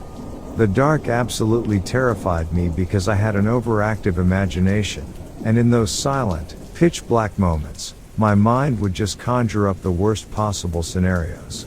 So, one night, I woke up in a cold sweat, my digital clock displaying 2 a.m. in its eerie green glow. As I peered over the edge of my bed, I saw what I can only describe as a figure garbed in a blood-soaked red robe. Its face was obscured by a large, golden mask that reflected the dim light from the moon outside. It was a sight that still haunts my dreams. The figure stood there, silent as a grave, just staring at me from behind the mask. I laid there for what felt like an eternity, my heart pounding in my chest. Then, to my sheer terror, it dropped the mask onto the floor, revealing a grotesque face underneath. The face was pale, almost luminescent, its eyes too big for a human, and it wore a sinister smile. As if this sight wasn't horrifying enough, it started laughing, a cold, menacing laugh that echoed around my room and seemed to penetrate my very soul. For about 10 agonizing minutes, the figure faded slowly, still laughing, until it was gone, leaving me in the chilling darkness. Frozen by fear, I stayed in my bed for what felt like an eternity. Then, adrenaline kicked in, and I bolted from my room, racing to the sanctuary of my parents' room. Of course, they were as terrified as I was, though more for my state than the story I recounted. The next day, my parents asked Officer Dan, our neighbor and the town's most trusted cop, to come over and check things out. He was the kind of guy who'd seen it all, a comforting presence who never dismissed anything, no matter how far-fetched it sounded. I remember sitting there, nervously picking at the threads of my sleeve as I relayed my nightmarish experience to him. People have told me in the recent past that what I experienced sounds like sleep paralysis, but I distinctly remember sitting up slightly, rubbing my eyes, and then seeing that horrid figure. To this day, the memory of that red-robed figure sends shivers down my spine, and sometimes, in the dead of the night, I still feel the echoes of that cold, menacing laugh. But having someone like Officer Dan around, even if just to hear me out, made it a bit more bearable.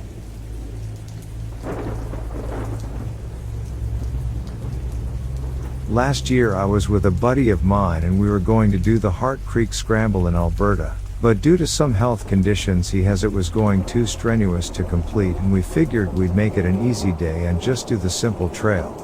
Now we're both climbers and have been to Hart Creek for rock climbing in the past and had a great time, so it wasn't a surprise to see the sporadic climbers on the mountainside as we went. Hart Creek is also pretty popular and easy for people who just want to go for a nice nature walk and maybe have picnic. Anyway, so we walked in, enjoying the day watching climbers on our way by. We saw a couple even doing some multi-pitch climbing, which means basically leapfrogging up the route. We settled in for lunch about a half hour later and left a couple hours after that. On our way back I remember seeing a climbing shoe in the creek and thinking, oh, someone must have lost this. I picked it up when my buddy got my attention and I looked further downstream. Both climbers, a young man, 29 or so, I learned later, and his partner were both lying the creek bed, rope and harnesses still attached, dead. It was very surreal. We had seen these people climbing not 2 hours before, making their calls, having a good time. The first reaction I had was that I remembered that there was a family right behind us, a husband and wife with a young daughter who were playing in the creek on the way down. We ran back and stopped them and explained as quietly as we could what was ahead, and before we knew it, looky-loos had come by. It turned out that the husband was an off-duty or CMP officer, and so he took control of the situation. I learned later we weren't the first on scene and that the authorities had been called. It was a very quiet ride back into town that day though. Edit, I have more details if people are interested. Real edit, holy crap, sorry all. Okay, more details. So the couple who were climbing were both experienced enough, but one was still learning. They attempted to do a dual lowering maneuver using each other's weight and feeding the rope through their belays. One of them made a mistake and lost their end of the rope, and that was it for both of them. There wasn't a lot of blood strangely, and they looked very peaceful. I didn't get a good look at the girl, I mostly only saw the guy there. The story ran for a couple days in the area, talking about the male as the family of the girl didn't want to disclose anything. That was not something I thought I'd see that day, that's for sure. I'm going to peruse the comments for any specific questions.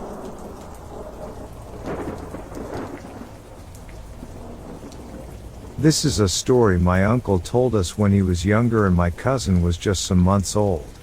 I was around 15 or so. He was explaining it to my father and looked actually scared about it. For what he told my father, and I heard there myself, he had been dreaming 3 to 4 times with the same old woman and his daughter. The woman had bright red eyes, and in all his dreams she heard his baby one way or another. So just a nightmare, which sucked, but whatever. Some days later they go around town with their baby, and took some photos. And when a couple of weeks later my uncle went to get them developed, he got a nasty surprise. In one of the photos of just the baby playing on some grass, there was an old woman at the background.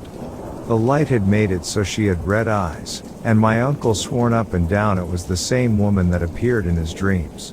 And then his wife pipped in that, indeed, there was something strange there, because she could have sworn they were alone in the park while taking those photos.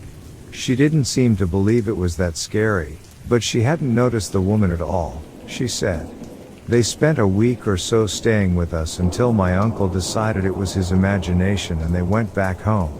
2 years later his wife tried to kill him while he was sleeping with a knife and tried to go after their daughter, but that didn't have anything to do with it. Turns out having schizophrenia, not saying anything to your boyfriend even when he turns into your husband, stopping taking your meds, and your whole family deciding to lie to that same husband saying you were perfectly fine is not a good idea.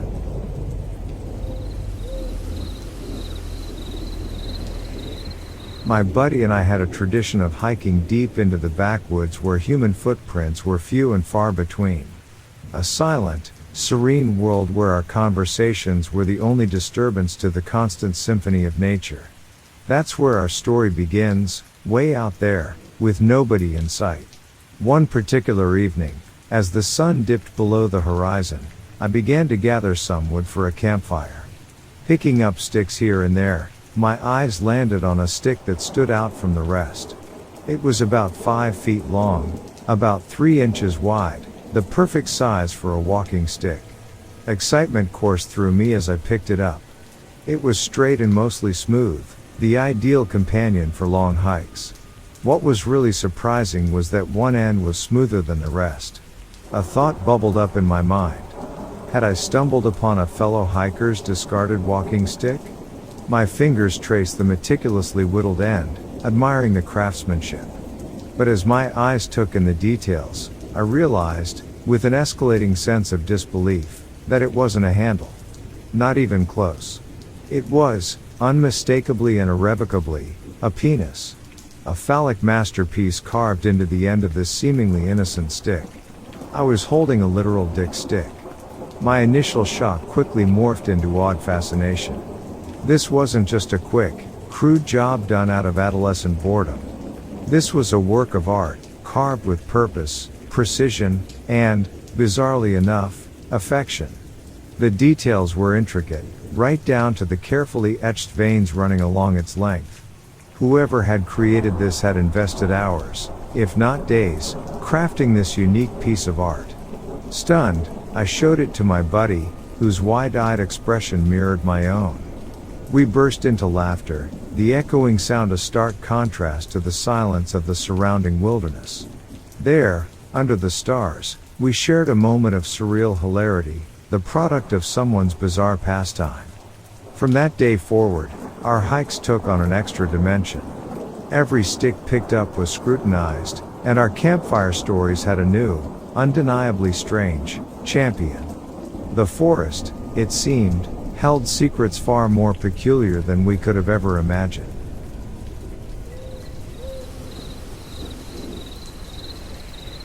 I work in the outdoor field and lead trips regularly.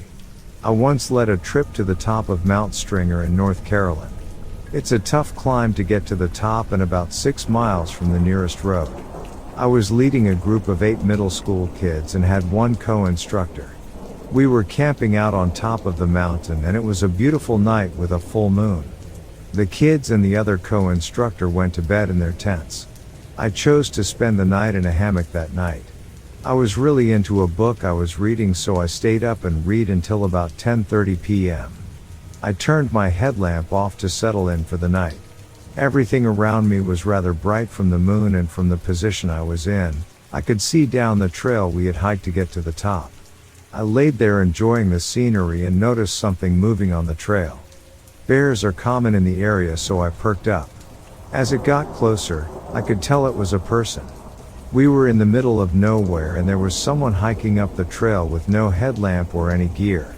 I was just frozen watching this person move closer to our camp. They arrived at the top of the mountain where we were and just stopped. I watched as what appeared to be a man surveyed our camp.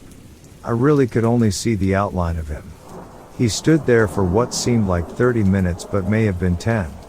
He then turned, sat down under a tree facing our camp. He was sitting up in a way that I knew he wasn't trying to sleep. He just sat there staring at our camp. I had no idea what to do. I decided to wait it out. I waited, just staring at the man while he stared at my camp. This went on until about 3:30 a.m. Then, he stood up, took a moment to survey my camp a few minutes longer and then went back down the trail he came up on. I, to this day, have no idea what that was all about, but it freaked me out. I was paranoid that we were being followed for the rest of the trip.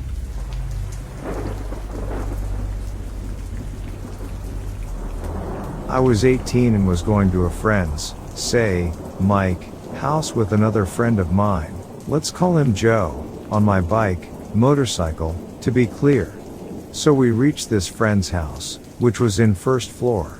We tried calling him out from the street. His moms came out and said he wasn't home. We started again from there to another spot, where we and a couple of other friends hang out.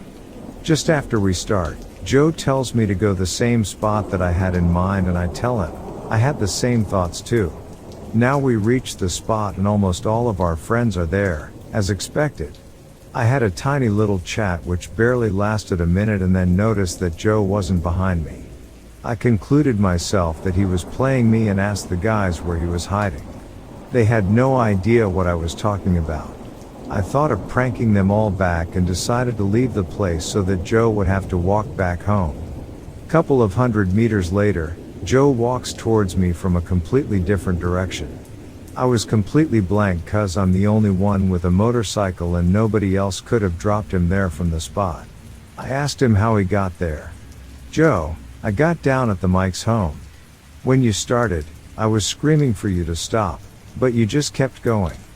I was like, who was I talking to then on the way to the spot?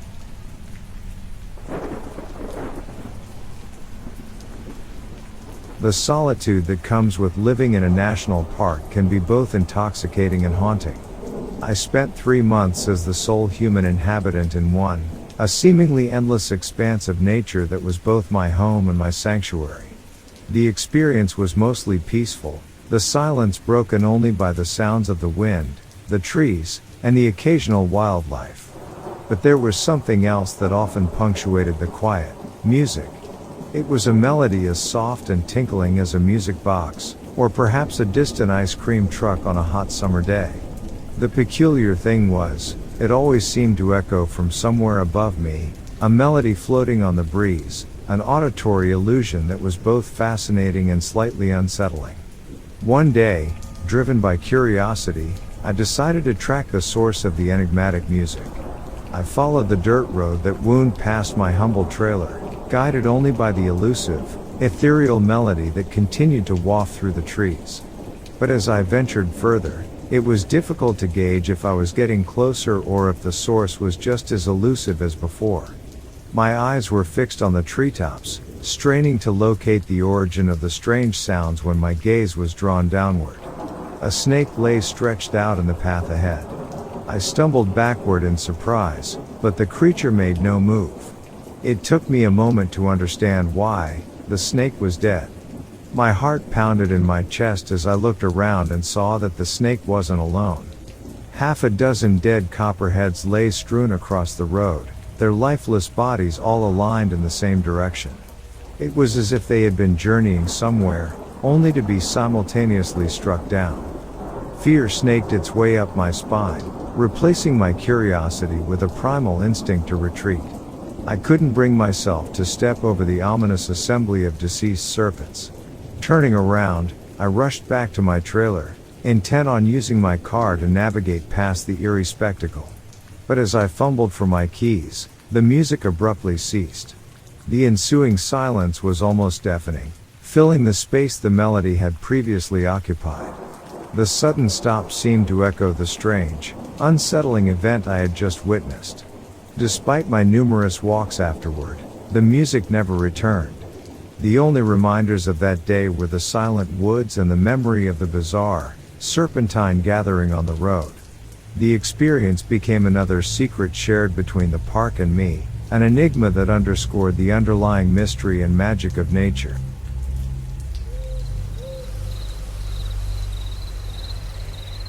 This started as early as my childhood. Reckon I'm what my religion or community describes as special. I have the ability to see the paranormal. However, I'm taught to be as logical and scientific as possible since young. I often try to explain my special encounters as reflection of light. My eyes are blurry, bad lightnings. So let me tell you a bit more about my vision since young. Often then not I see black mist/figures. And I can't exactly see their facial expression. Just a vague human-like body covered with either black or white cloth. And they merely appear for a blink of an eye. However, this one incident had me convinced that truly, whatever I have seen, encountered was not just my imagination. In my Asian community, we tend to stay at our parents' till we are married or whenever we are financially stable of affording one. Houses in the Asian community are not cheap at all. So being a college undergraduate, After working on my thesis till 3 a.m., I decided to call it a night, switch on my night lights and get ready for my night reading. Halfway through, a white figure with a distorted face and lengthy hair came floating into my room. I definitely had my window closed since I lived in an air-conditioned room. It was staring at me as it made its way to the side of my bed slowly, gently and silently. Fear intertwined my every cells, my body unable to obey my commands. Her bloodshot eyes locked with mine, and abruptly, she let out an eerie shriek for a minute or two, and disappear into thin air.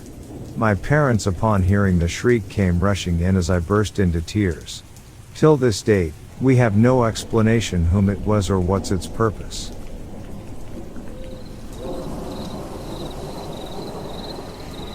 Working the night shift has a way of skewing your perception of time. Before you know it, the world is celebrating Christmas and you're just finishing up work at 1 a.m. That's exactly where I found myself one Christmas morning, about to embark on a 6-hour drive north to spend the holiday with my parents. This wasn't a bustling cityscape. This was the rural South Island of New Zealand, a landscape punctuated by small towns and vast stretches of untouched nature. It was the kind of place where traffic was sparse on a regular day, let alone at 1 a.m. on Christmas morning. Throughout my drive, I passed only a handful of cars, fellow night owls making their own solitary journeys. About halfway through my trip, I reached a stretch of road that was truly isolated. The mountains seemed to reach out and touch the sea, with the narrow road carved into the cliffside. On one side, the towering cliffs rose into darkness. On the other, the roaring sea crashed against the rocky shore, its ebb and flow a steady soundtrack to my journey. It was on this remote road, some 20 kilometers from the nearest town, that my headlights illuminated an unusual sight: a man, walking in the middle of nowhere. The pitch-black night, the eerie sound of the waves, and the intermittent sea fog created an almost otherworldly backdrop to this lone figure. What made the scene even stranger was what he was carrying: a cheap blow-up doll slung over his shoulder. There were no houses in sight, and given the steep mountains and the proximity of the sea, it was clear there were no suitable places for a dwelling until I reached the next town. This man was truly in the middle of nowhere, and his presence was inexplicably unsettling. Friends have since asked me if I stopped to see if he needed help, suggesting he might have been left behind by someone. But in the face of that bizarre spectacle, under the vast expanse of the starry sky, with the relentless sea as my only companion, there was no way I was stopping. I drove on, the image of the man and his blow-up doll growing smaller in my rear-view mirror. Even now, the memory lingers. A lone figure in the darkness, a curious anomaly against the rugged beauty of rural New Zealand. I still don't know who he was, or why he was there. All I know is, that 6-hour drive was the longest I've ever experienced, and I'll never forget that Christmas morning.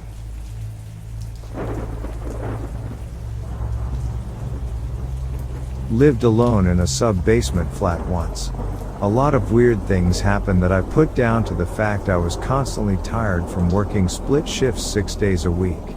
Honestly, if it was something else, it was actually super helpful. I'd come home knowing I really needed to put a clothes wash on, and when I got in I'd find my clothes were clean. That kind of thing, but it was happening a lot. I really thought that my schedule was so messed up that I was doing things and not remembering doing them, so I was more concerned that I was losing my mind than being haunted. Anyway, the thing I really can't explain away is the time I was lying on my couch and I noticed something catching the light on a glass panel on the door. Got up to look at it and saw it was a kiss mark.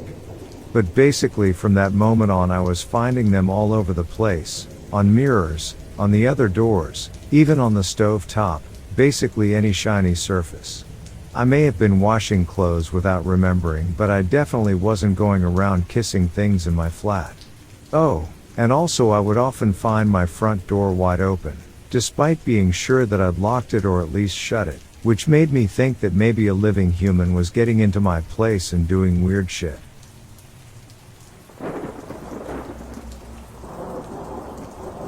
When you move to a new place, you expect surprises.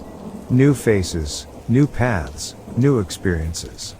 But when my brother and I moved into our new house, we discovered something we could never have anticipated. The house was nestled against expansive backwoods, an open invitation to exploration and adventure. Being nature enthusiasts, we were thrilled by the opportunity to have our very own wilderness to traverse. We laced up our boots and decided to explore our new playground one sunny afternoon, not knowing the chilling encounter that lay ahead. Our hike led us into a quaint open grass field, a startling contrast to the dense woods we'd just navigated. An island of green amidst a sea of trees. There, in the center of this unexpected meadow, was a figure hunched over in a blue jacket. We assumed it was a friend we'd made recently. I didn't have my glasses on, but the familiar blue jacket seemed a good enough sign.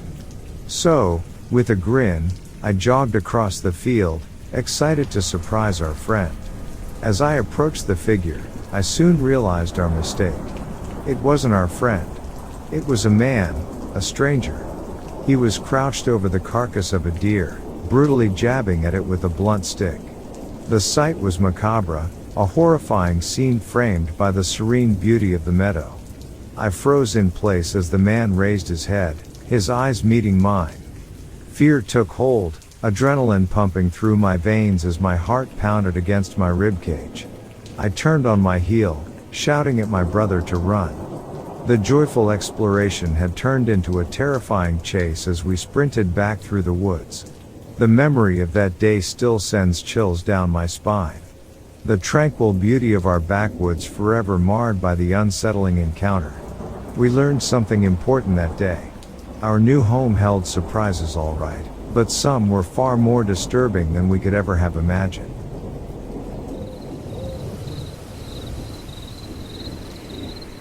I remember the day as clear as a bell. My girlfriend and I, hungry for adventure, decided to take on the Appalachian Trail. We weren't through hikers by any means, just a pair of carefree spirits looking to experience the rustic charm of the wild over a 3-month period. We were far from civilization, hadn't seen a soul in what seemed like forever. The isolation was just as we desired it, an escape from the urban frenzy. As I led the way, my eyes caught sight of something peculiar. It was a large brass eagle, strangely abandoned on a tree stump. We were miles into the wilderness, the nearest town a distant memory. The weight of the eagle spoke of its authenticity. It was a random token of human civilization in the midst of untouched nature. It seemed to be the first in a series of unusual items we encountered that day, each one more inexplicable than the last, discarded as if part of a breadcrumb trail. That evening, we arrived at a shelter. Our relief at finding a place to rest was quickly overshadowed by the unsettling presence of the shelter's lone inhabitant. He was an old man, his disheveled appearance and his walking staff, topped with a baby doll's head, gave off an immediate eerie aura. With only 2 levels in the shelter, we opted for the top, leaving the ground floor to our disconcerting company. The night was long. Any attempts at sleep were interrupted by the old man's rambling tales from his past. He spoke of his days as a cab driver in New Orleans, his voice echoing through the wooden shelter. His stories took an uncomfortable turn when he reminisced about passengers engaging in intimate acts in the back of his cab and how he would watch them in the rearview mirror. It was a disturbing disclosure that hung in the air like a bad stench. At dawn, we couldn't wait to distance ourselves from the shelter and its eerie resident. Before leaving, we left him some power bars. His haggard appearance suggested he needed them more than us. He probably had schizophrenia or some other mental illness, I thought, as we quickly retreated down the trail. Our encounter with him was a chilling reminder that the wilderness wasn't just filled with physical challenges, but with mental ones too.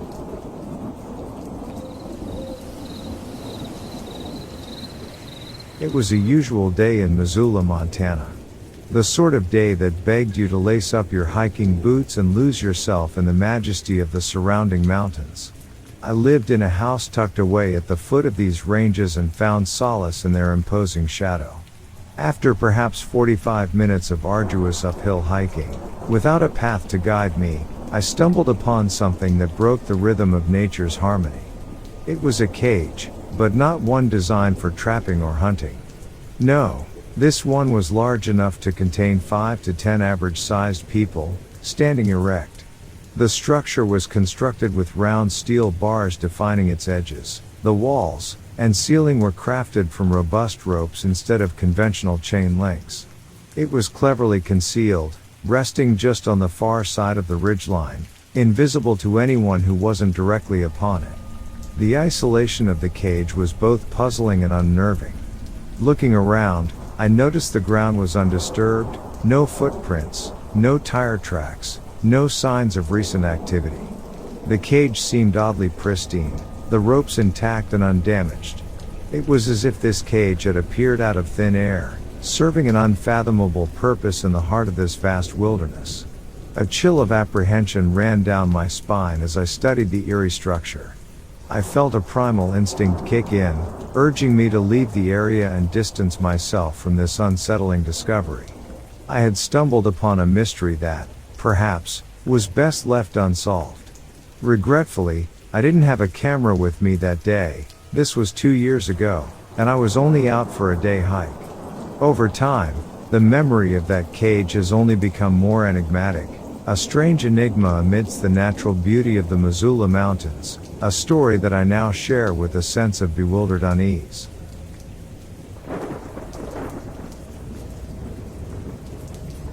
I was camping and hiking in the Okefenokee Swamp.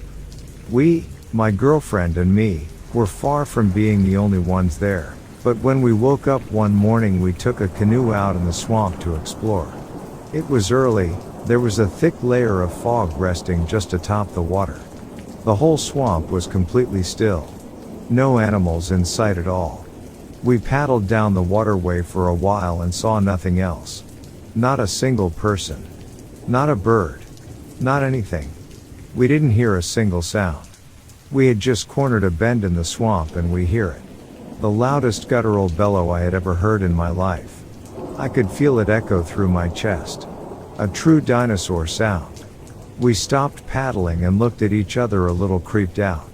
We knew it was an alligator, but we had never heard one that loud. We both looked behind the canoe and behind us the backs and eyes of at least 20 alligators had risen. They had just surfaced out of nowhere. We slowly start to paddle forward and we hear more bellows. They came from all around us. In front, behind, to the sides, sounds emanating from the bush-covered banks. Each glance behind us we saw more eyes appear. More scaled mounds breaking the water's surface. From the banks in front we would catch tails sliding into the water. Ripples of these huge reptiles broke the water all around us.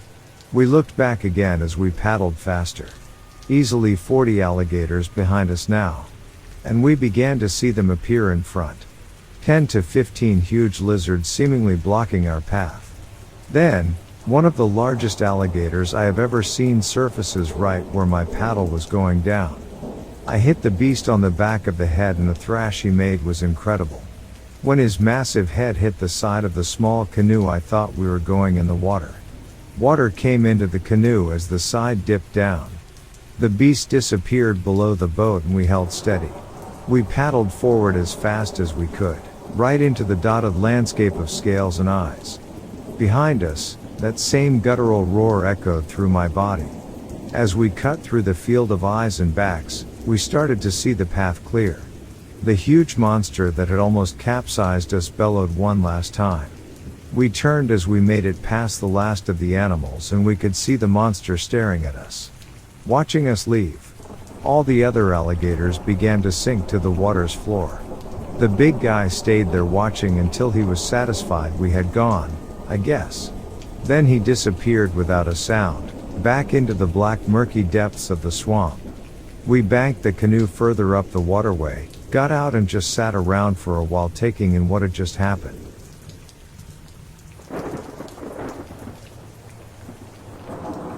The heat of the New Mexico sun beat down on me as I set off on a solitary hike, eager to explore the vast wilderness while hunting for hidden geocaches.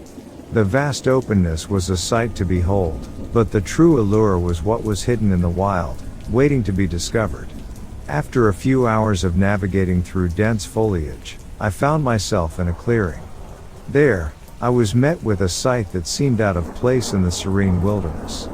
Half-built and crumbling concrete structures were scattered around, their skeletal frames of protruding rebar piercing the clear blue sky. A dirt road, untouched by recent rains and worn by tire treads, cut through the clearing, leading in from a direction opposite to the one I had come from. The sight was oddly chilling, a ghost town in the making, forsaken mid-construction and left to crumble in the otherwise untouched wilderness. Signs of recent activity, footprints and freshly discarded trash, hinted that the site was still frequented, adding to the eerie atmosphere. It felt post-apocalyptic, a relic of civilization left to decay among nature. Alone and unsettled by the unexpected discovery, I felt a twinge of unease crawl up my spine. The thrill of geocaching took a backseat to the creeping sense of dread permeating the area. I decided to abort my hunt, choosing to retrace my steps and leave the uncanny sight behind. It was only later that I discovered the truth about the site. It was, in fact, a battleground for paintball tournaments, designed to mimic an urban warfare environment. There were no signs of spent paintballs or colorful splatters on the concrete walls, leaving no clues about its real purpose. This explained the seemingly misplaced urban decay in the heart of the wilderness. Yet, knowing its purpose did little to diminish the eerie impression the site had left on me. Its incongruity with its surroundings served as a stark reminder of how jarring the hand of humanity can be amidst the beauty of nature.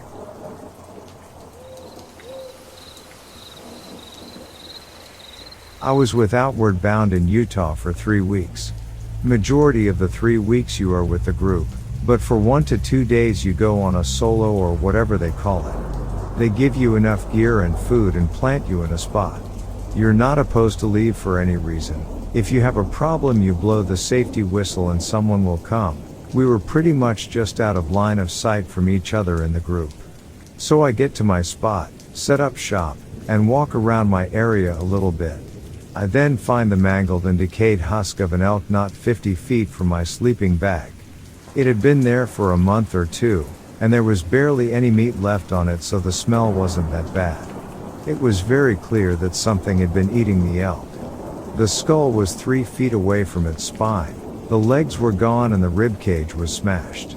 There aren't too many things in the wild that can do this. It could have been a black bear, but they are skittish and I could just yell at it and it would go away. Brown bear, if it was hungry I would be in some serious shit. Coyotes, not that threatening because I am not a small dog or cat. Wolves, least likely as I don't think there are many left in Utah. Mountain lion, F me sideways if it decides to come back. Most carnivores don't want to travel great distances to hunt for food, so they stay close to their food supply. Most importantly, they don't haul the catch of the day back to the wife and kids. To my knowledge, only few animals do this.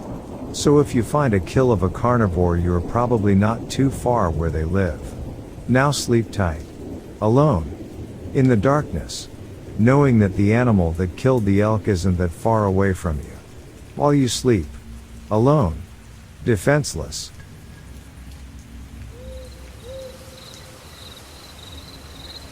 I grew up in the concrete jungle of Brooklyn, a place where buildings scraped the sky and cars filled the streets.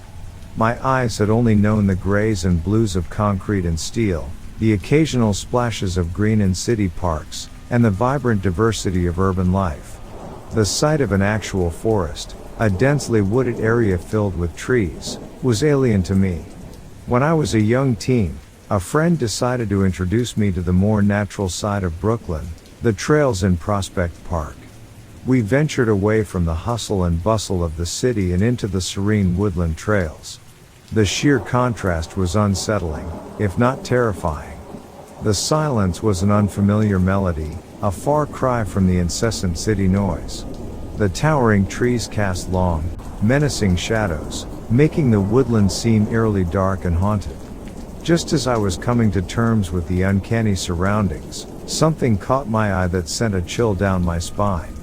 A white face, a girl's face, peered out from a thicket of bushes. Her eyes were wide and vacant, her mouth open in what looked like a silent scream. It was as if she was frozen in the throes of absolute terror. Instantly, all the horror stories I had heard about deserted woods flooded my mind. My heart pounded against my chest as thoughts of the worst scenarios crossed my mind. Had a psycho serial killer dumped a victim's body here? I stood, petrified, my breath held as I tried to process the sight. It took me a good 30 seconds to realize the truth. The girl's face belonged to an inflatable sex doll, oddly discarded in the bushes. It was a bizarre sight, and though it was far from the gruesome scenario I had imagined, it still added a strange twist to my first experience with the woods. My name is Adam. I'm a Navy SEAL, a warrior forged by sweat, grit, and a relentless pursuit of excellence. Home is where my heart lies, with my loving wife and 2 beautiful daughters. They are my beacon of light amidst the darkest of storms, my anchor in turbulent seas. The serenity of a quiet evening was shattered by the shrill ring of a phone. I knew what it meant, duty was calling. A quick goodbye kiss to my girls, a firm embrace with my wife, and I was off, boarding the Black Hawk with my team of 11 hardened SEALs, men I trusted with my life. Our destination was an oil rig in the middle of the ocean, a mechanical behemoth now shrouded in unnerving silence. All communication had abruptly ceased, and it was our job to find out why. As we landed on the rig, we were met not by the expected crew, but by something far more terrifying, an unknown aquatic creature of monstrous proportions. Its scales shimmered with a menacing iridescence, its eyes burning with a predatory intelligence. The rig had become its kingdom. We, the invaders, were met with relentless fury. The creature lunged, its vast form whipping through the air, and my brothers fell one by one. The rig, groaning under the strain of the battle and the creature's monstrous weight, was a ticking time bomb, ready to explode at any moment. In the midst of the chaos, I remembered my training. A creature of the ocean would likely have a sensitivity to sound, a weakness we could exploit.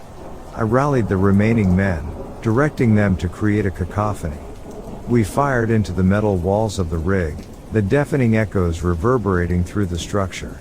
The creature, disoriented and in visible pain, retreated, fleeing back into the depths from which it came. We, the surviving 2, were left amidst the wreckage of the rig, the bodies of our fallen brothers a stark reminder of the cost of our victory. We returned to base, the grim silence filled with unspoken grief. 10 of my brothers had fallen, men of honor and courage. But we had survived, had fought an unknown terror and emerged victorious. As I embraced my waiting family, their joy was tinged with sadness, a reflection of the heavy price of the duty we bore.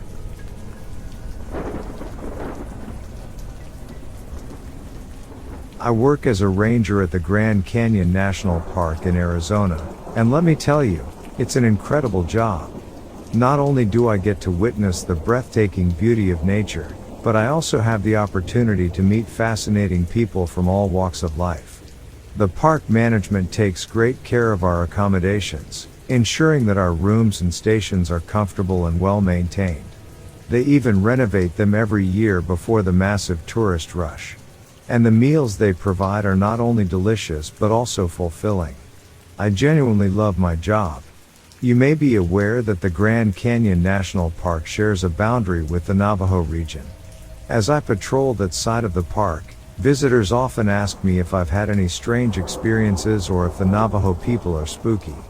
According to our training sessions and briefings, the Navajo prefer to keep to themselves, which is why I haven't encountered them near the park.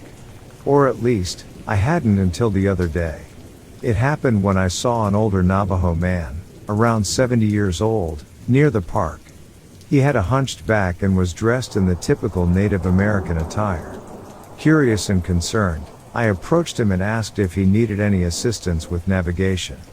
He appeared lost. But as soon as I spoke, his eyes opened wide, and he grabbed my hands with an unexpectedly strong grip that even caused me some discomfort. I didn't expect the old man to possess such strength. With a firm hold on my hands, he pulled me closer, so we were staring directly into each other's eyes. His voice became hushed, and he spoke in a mysterious tone. He informed me that he had been searching for me since that morning and had only just found me. Bewildered, I asked if I knew him, but he dismissed that question as irrelevant. What he said next sent chills down my spine. He claimed he was seeking me out to warn me about my impending death. I was left speechless, unable to comprehend what he was saying. I repeatedly asked him who he was, trying to make sense of the situation. At that moment, I thought he must be delusional, given his age and the fantastical nature of his words. I shrugged off his warning and decided to guide him back to the gate that led to the Navajo region. As we approached the gate, I noticed some other Native Americans waiting for the old man. To my surprise, as soon as they saw him with me, they rushed toward us and swiftly whisked the old man away. Their speed and urgency made me wonder what was really going on. I watched them disappear into the distance and returned to my daily duties, dismissing the encounter as an eccentricity of the old man. The rest of the day was uneventful, except for helping a couple who had lost their child in the park. Thankfully, we located the child after a thorough search. After sunset, I went back to my unit, took a break, ate some food, and tried to relax. I was lying on my bed, engrossed in a book when I heard a distant shriek. Although faint, it caught my attention, and I instinctively turned towards my radio, anticipating a message about the sound. But the radio remained silent. I waited for a few more moments, but there was no response. Shrugging it off as perhaps a trick of the wind, I returned to my reading. However, the same sound echoed through the night, this time louder and closer. Without hesitation, I sprang to my feet, already preparing myself for action. I thought maybe I was the only one who heard it, which seemed strange. Leaving my firearm behind, I rushed outside, following the direction from which the sound seemed to originate.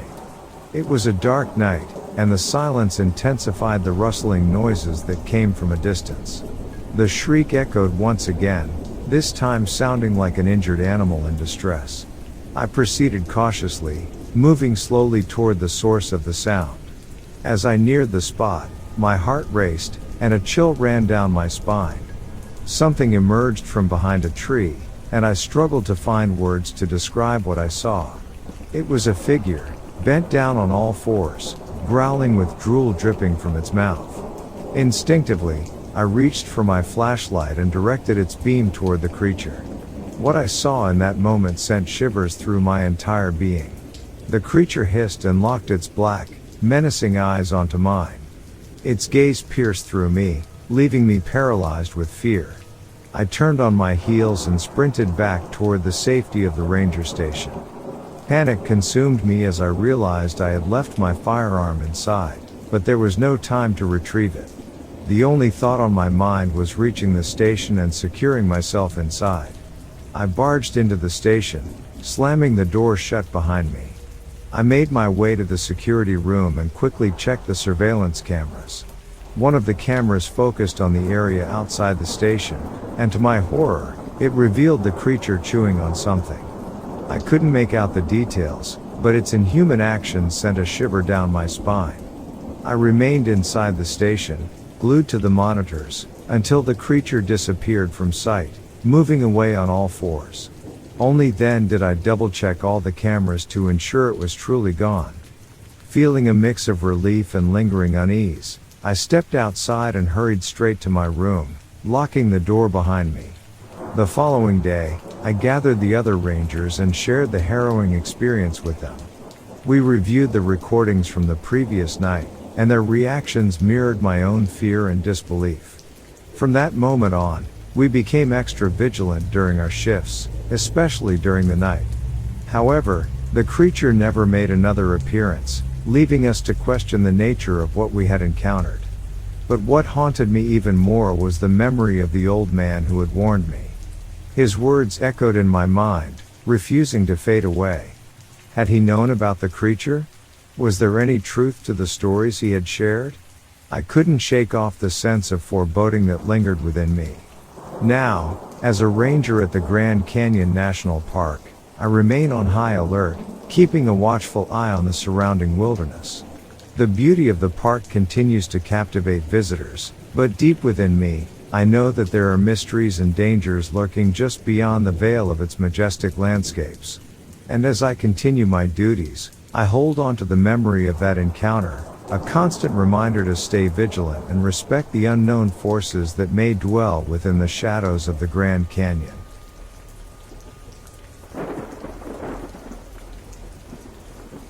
I'm choosing to remain anonymous for this account. I was driving eastbound on Pleasant Hill Road, about 1.5 miles west of Highway 164 in Richfield, when something caught my attention on the side of the road. Curiosity piqued, I decided to slow down and take a closer look. I stepped out of my car, shining my flashlight into the darkness, and that's when I noticed something in the trees. Two large eyes were staring back at me, positioned high above the ground. It took me a few seconds to trace those eyes down to what appeared to be legs. The creature stood there motionless, illuminated by the light reflecting off its eyes. As I observed the figure, I couldn't help but notice its towering height, well over 7 feet. It was covered in fine hair and had long arms and proportionally large legs. The creature stood upright like a person but had the legs of a dog. Strangely, there was no sound at all, just complete silence surrounding this enigmatic being. After observing it for several seconds, I returned to my car and drove off, fully convinced of what I had just witnessed. I can say with 100% certainty that it was not a bear or anything similar.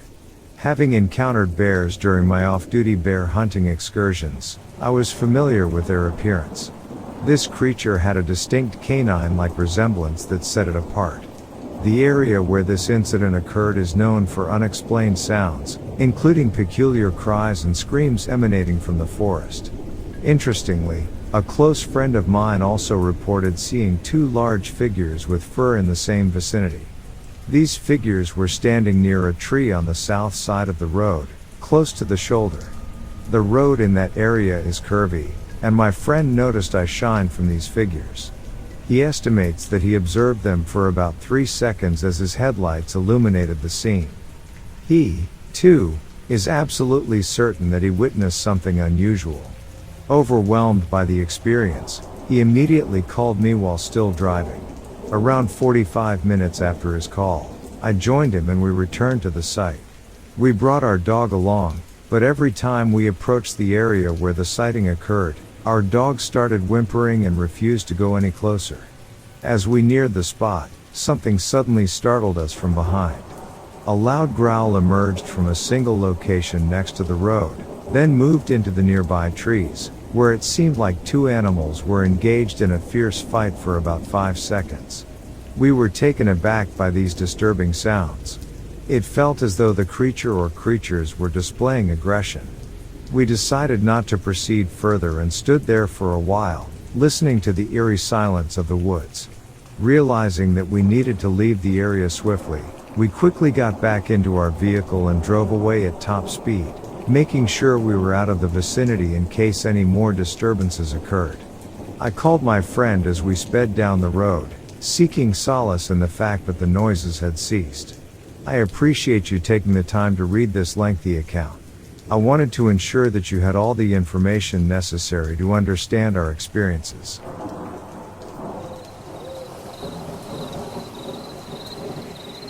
January 1st, 1992.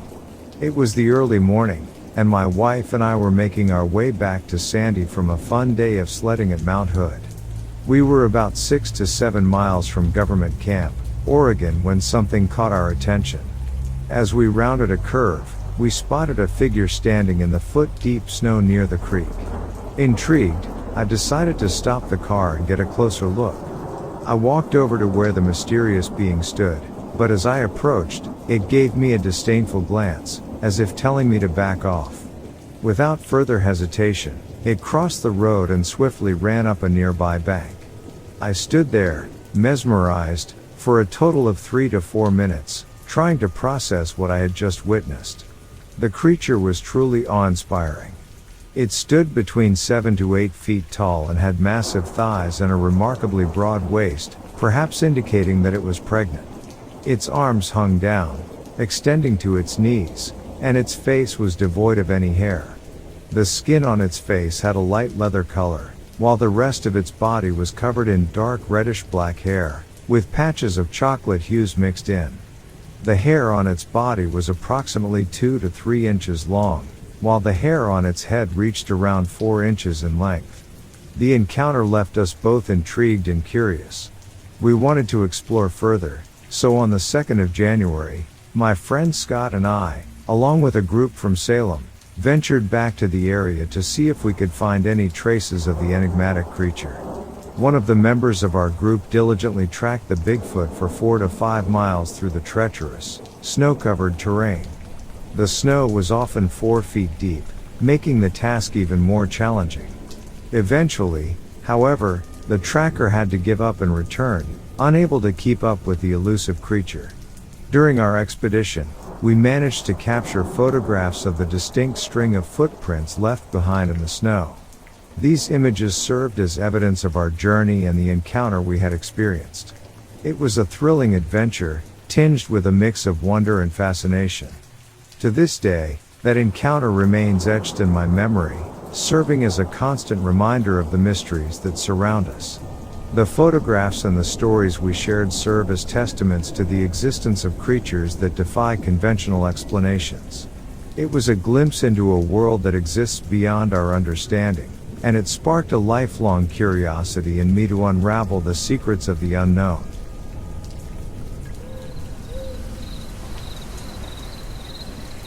I'll never forget that eerie night in the wilderness.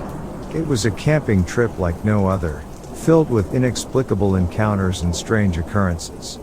We stumbled upon a massive footprint, larger than anything we had ever seen before, and couldn't resist capturing photographs as evidence of our astonishing find. As we examined the area further, we discovered signs that something large had bedded down nearby, confirming our suspicions that we were not alone. As the evening settled in, the atmosphere became charged with an otherworldly energy. Strange noises echoed through the surrounding woods, and our senses were on high alert. Through the flickering glow of the campfire and lanterns, we started to catch glimpses of glowing red eyes peering back at us from the darkness. The presence of these mysterious beings unnerved some of our group members, and they urged us to leave. Reluctantly, we began to pack up our belongings. It was then that my wife placed our 3-year-old daughter in her car seat. To our astonishment, our young daughter turned to my wife and calmly recounted seeing a big monkey leaning over the car, peering through the window at her. The revelation sent chills down our spines, confirming that there was indeed something extraordinary happening in our midst. Despite the initial fear and uncertainty, we decided to return to the same location on several occasions.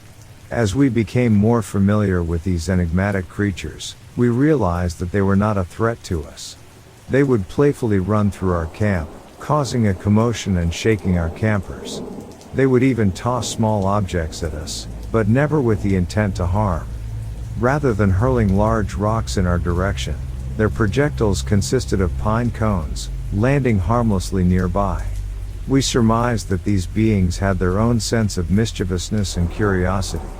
They seemed to understand that we posed no danger to them, and in turn, they did not pose a threat to us. Our coexistence became a peculiar dance, with the daytime hours devoted to our exploration of their territory, searching for any signs they might have left behind. However, it was during the nighttime when their true nature would come alive, as they reveled in their nocturnal activities. Intrigued by the unexplained, I joined a research group that specialized in studying these elusive creatures. They discovered that my ability to imitate their calls and screams proved effective in attracting their attention. It was an incredible and sometimes unnerving experience to have them respond to my calls, as if they recognized the familiar sounds of their own kind. The wilderness holds many secrets, and my encounters with these creatures have left an indelible mark on my life. The stories and experiences I have accumulated through these interactions only deepen my fascination with the unknown. Though the world may dismiss such accounts as mere folklore, for those who have witnessed the unexplained, it is a reminder that our understanding of the natural world is far from complete.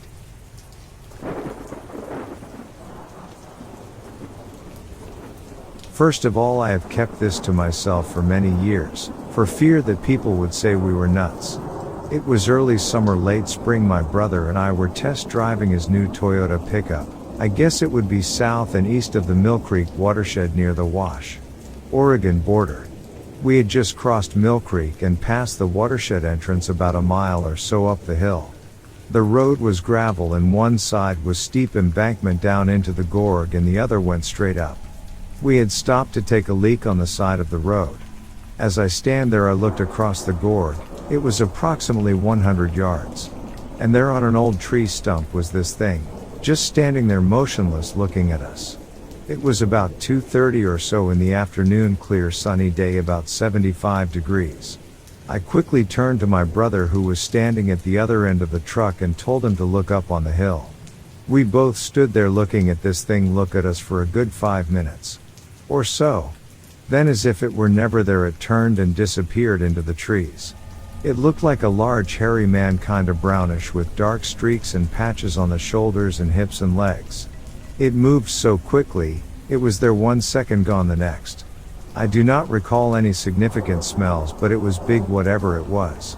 We could not get to the area where it was standing due to the terrain, so we could not see if there were any tracks. But if they are out there, that area above Walla Walla is where they are.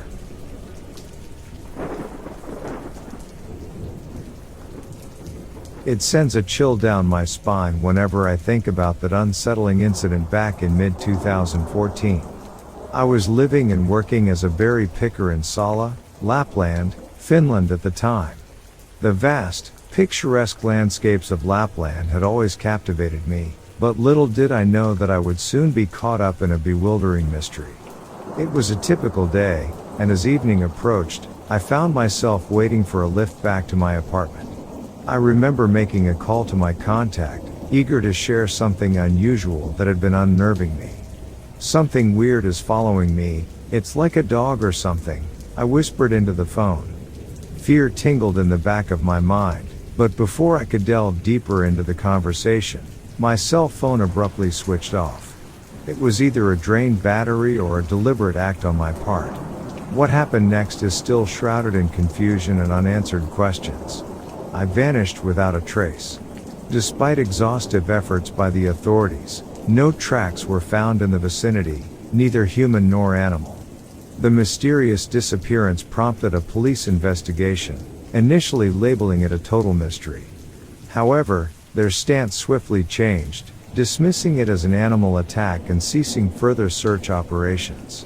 It seemed as if they were intentionally diverting attention and downplaying the incident, urging everyone to move on. The search parties, initially composed of Finnish military and police personnel, were abruptly disbanded. The involvement of my co-workers, who knew me well and spoke my language, was severely restricted. What started as a joint effort gradually transformed into a military and police operation shrouded in secrecy. They discovered a bucket of berries and my intact clothes at the scene, which the police later claimed were left there by my co-workers. It struck me as odd that they hadn't handed over these items directly to the officials, instead choosing to abandon them deep within the forest. No traces of blood, no footprints, no signs of struggle or any clue as to what could have happened to me. In the area where I vanished, bears and wolves are known to inhabit, but their behavior didn't align with the circumstances surrounding my disappearance. Bears tend to avoid humans, and wolf attacks typically occur in packs. So, what was the strange creature that I saw, and why did I abruptly end the phone call out of fear? The only description provided was that of a large, dog-like dark animal. There was no information regarding whether it walked on 2 legs or not. What perplexes me even more is the subsequent silence surrounding the incident. The Finland National Broadcast Network, YLE, which was then state-owned, has erased any mention of the case from its website. The mainstream Finnish media has remained conspicuously silent, with only tabloids occasionally alluding to the incident. It strikes me as odd because in our small country, even minor events make national news. While it's possible to attribute this to a mere animal attack, the circumstances surrounding the incident leave me uneasy. The abrupt end to my phone call, the heavy military presence, the removal of information from the news, and the swift conclusion of the search operation all raise red flags. Additionally, the description of the creature itself defies logical explanation, as does the absence of any tracks. In that area, the only plausible options for a large, dark creature are bears or perhaps moose, but bear attacks on humans are rare, and I cannot recall any such incidents. In previous encounters involving bears, they would stumble upon someone and quickly retreat.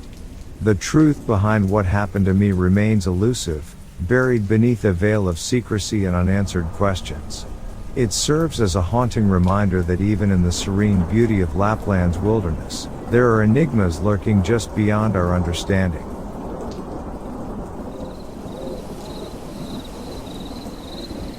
I've been hesitant to share this story, but it's been weighing on my mind for over a year now. It's a strange occurrence that happened one morning, and I still can't find a logical explanation for it. So here goes. I should mention that I'm a heavy sleeper, relying on multiple alarms to wake me up in the morning. Sudden noises around the house rarely disrupt my slumber. However, on this particular morning, something happened that jolted me awake. I heard my mom's voice shouting, "For God's sake!" The sound came from the hallway, just outside my bedroom door. At first, I assumed she was scolding our cat for getting into some mischief. Feeling groggy, I chose to ignore it and attempted to drift back to sleep. But before I could fully succumb to slumber, I heard the creaking of my bedroom door opening. My mom entered, her face filled with concern. "What's wrong?" she asked. Confused by her question, I rolled over and replied, "Nothing." I didn't say anything. Her expression became even more bewildered, and she insisted, "But you shouted for me." I couldn't comprehend what she was saying because I knew I hadn't uttered a word. In fact, I never sleep talk, neither before nor after this incident. It simply wasn't something I did. The situation grew stranger when I realized that we both heard each other's voices, saying completely different things. It was as if there were two parallel conversations taking place. How could this be? It couldn't have been an external person since we live alone. So, who or what could have spoken those words? To this day, this baffling incident still unnerves me. I've racked my brain trying to find a rational explanation, but nothing seems to fit. If anyone out there can shed some light on this or has experienced something similar, please share your insights. I'm eager to find some semblance of understanding and put this eerie mystery to rest.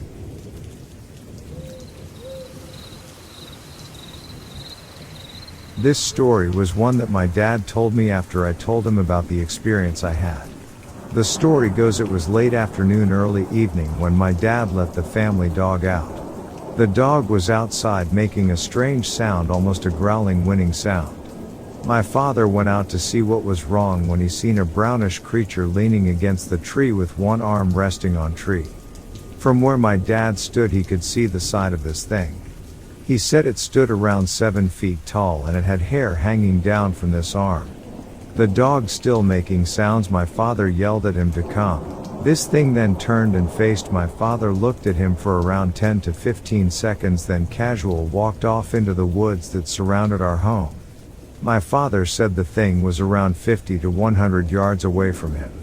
After the incident, my father went out to the tree it was leaning against and found some brownish hair. He didn't tell anyone till 95 when I called telling him I had just saw a Bigfoot. He then told me this story. Where I seen a creature passed on the roadway was less than 5 miles from where my dad seen one by our home. Gives me goosebumps just thinking about it. You don't know how many times I walked home late at night from a friend's house out in the boonies with just a flashlight. I wouldn't do that again for nothing.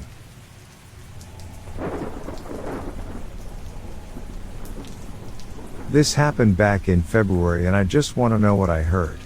My boyfriend and I and a couple of friends decided to try winter camping and threw together a quick camping trip.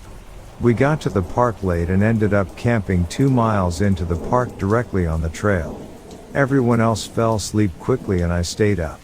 I'm already wary of the woods and I didn't love that nobody put their food up. This is in the Appalachian Mountains and I wasn't crazy about waking up to a black bear looking for food. Approximately around midnight I heard what sounded exactly like the Nazgul screams from the Lord of the Rings movies. It sounded like one scream and then others joined in until it was one very loud scream from many voices then died off. It made the hair on the back of my neck stand up and I immediately woke up my boyfriend and begged him to stay up with me all night. He thinks I heard coyotes, but I have never in my life heard coyotes make that sound and also he didn't hear the screaming. We weren't near any towns, it sounded like it was on the top of the mountains where it's all woods and we were camped at the base. The only thing I can think of is sirens, but I've never heard sirens like that and I don't see why there would be multiple, and it sounded too animal-like. It also wasn't an elk, we don't have them in our area and even if we did it didn't sound like the elk audio recordings I listened to.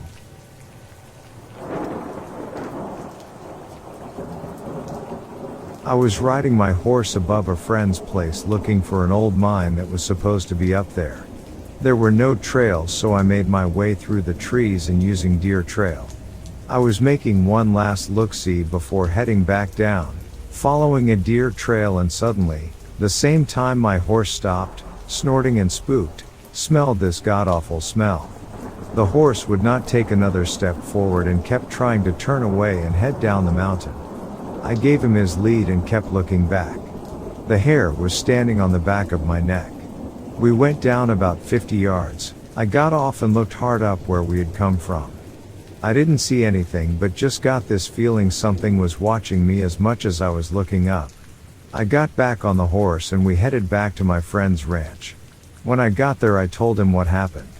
He never experienced anything like that, but he said he had heard some strange noises on occasion. At the time, I wasn't much of a believer in Bigfoot, but since then I've done a lot of research and have become a full believer in the Sasquatch and have spent some time in the woods looking for tracks and or to sight one myself. I went back up there the next day and tied my horse, walked up past where we had stopped. I didn't find any tracks as the ground was dry and hard and had plenty of undergrowth, but there were signs that something had passed through there. I have hunted and camped these mountains in southern Oregon for over 25 years and been a hunter all my life. Sometimes with a camera, sometimes with a gun. Now that I'm sort of retired, I am going on the hunt for Bigfoot myself. This is one mystery we need to define with absolute proof, one way or another.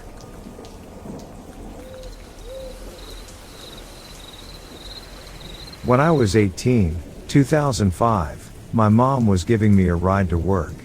My car had got impounded for something stupid and I had to wait 30 days to get it back. In the meantime my mom was giving me rides to work. On Saturdays I worked morning shifts so I had to be at work by 5 a.m. That means we had to leave the house no later than 4:30. It was still dark outside, like pitch black and very cold. That morning as my mom drove me to work, from a distance I could see a figure getting ready to cross the road, basically jaywalk in front of us. As we got closer I can see it was a young girl. I thought to myself, damn, caught her doing the walk of shame, lol. She had no shoes, a long white shirt like if she was wearing a man's white tee. It was big on her, it looked like she had no pants on but you could barely see she had these short jean shorts under her large shirt. Like the kind that used to be pants but she cut herself to make shorts. She wasn't wearing shoes. My mom started talking shit in Spanish, like what kind of girl walks around the streets at this hour dressed like that. She was walking now in the middle of the street super slow to the point my mom had to stop like 10 feet away from her because she was still in the street now blocking us. When my mom stopped, the girl came to a complete stop but wasn't facing us, it was facing in the direction it was crossing from my right to left. As we now were close, I could see her skin was a real bluish gray, her hair was black. It looked wet and tangled like she just got out the shower.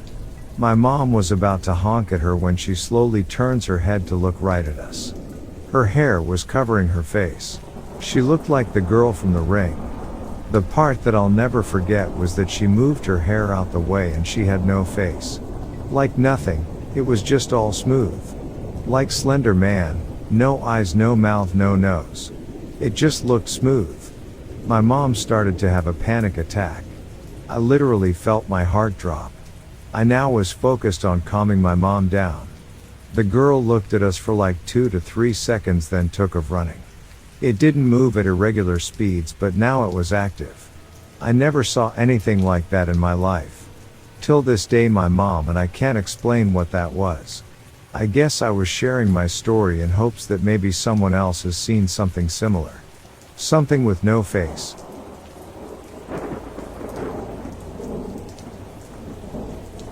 On August 29, 2009, I was fishing from a boat with my son on Rainstorm Lake, Pennsylvania. It was around 6:45 p.m. and we were making our way back to the landing. We were near the Snydertown portion of the lake where there is a point of land. As we were heading south, I looked toward the west shore after my son started to point at something. I really have no idea what this thing was, but it looked like a large, thick black snake with a huge head that bobbed in and out of the water. I moved a little bit closer, but my son was getting scared, so I cut the motor and looked through my binoculars. The body was moving in coils or humps up and down in the water. The creature had no fins like a fish and the head was diamond-shaped. The weirdest feature was that the eyes, which were dark, somewhat small, and slanted, were not set on the side of the head, but placed forward. I got an excellent look through the binoculars. I'd say it was about 50 yards from us. When it raised up, its head moved side to side. It made no sound. I'd say it was at least 20 feet long. I have lived in Altoona, Pennsylvania for only a few years, and this is only the second time I have fished this lake. I'm from Wisconsin and have fished many large lakes and rivers, but I have never seen anything this big. We watched for about 2 to 3 minutes until it slipped under the surface. My son's description was very similar to mine, but he said he noticed lighter colored whiskers or rays on the chin and face while looking through the binoculars. I had tried to take a photo with my cell phone, but it just blended in with the water and was not discernible. This is nuts. My friends think we saw a large fish or mammal, but there is no way it's either. Please give me some guidance or resources to help identify this. I am skeptical of monsters, ghosts, UFOs, etc., and don't buy into much of what people describe on TV. But, now that I have seen something that I can't explain, let's say I'm confused and frustrated.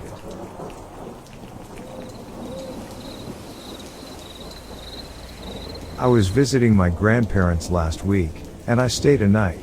They have 2 guest rooms upstairs that no one ever sleeps in, and they never go up there. The 2 rooms are connected by one straight hallway, and there are 2 doors in the hallway. One will lead you down the stairs, and the other is the bathroom.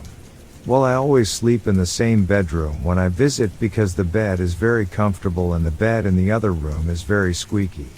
The upstairs AC is a window unit located in the room with the squeaky bed.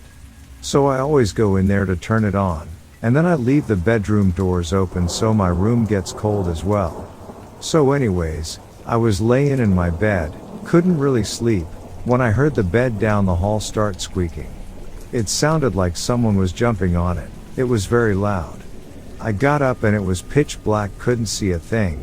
I walked to the doorway of my room and said hello. Instantly the squeaking stopped. And I turned the lights on and went in the room. The bed was a mess. It wasn't when I was in there ABT 2 hours before and no one had been in there. My grandfather's is a minister and I'm not sure what his beliefs are on ghosts or spirits. He has lived in that house for almost 30 years. I did not tell them what happened in fear they would think I was crazy. Lol. I just made the bed the next morning.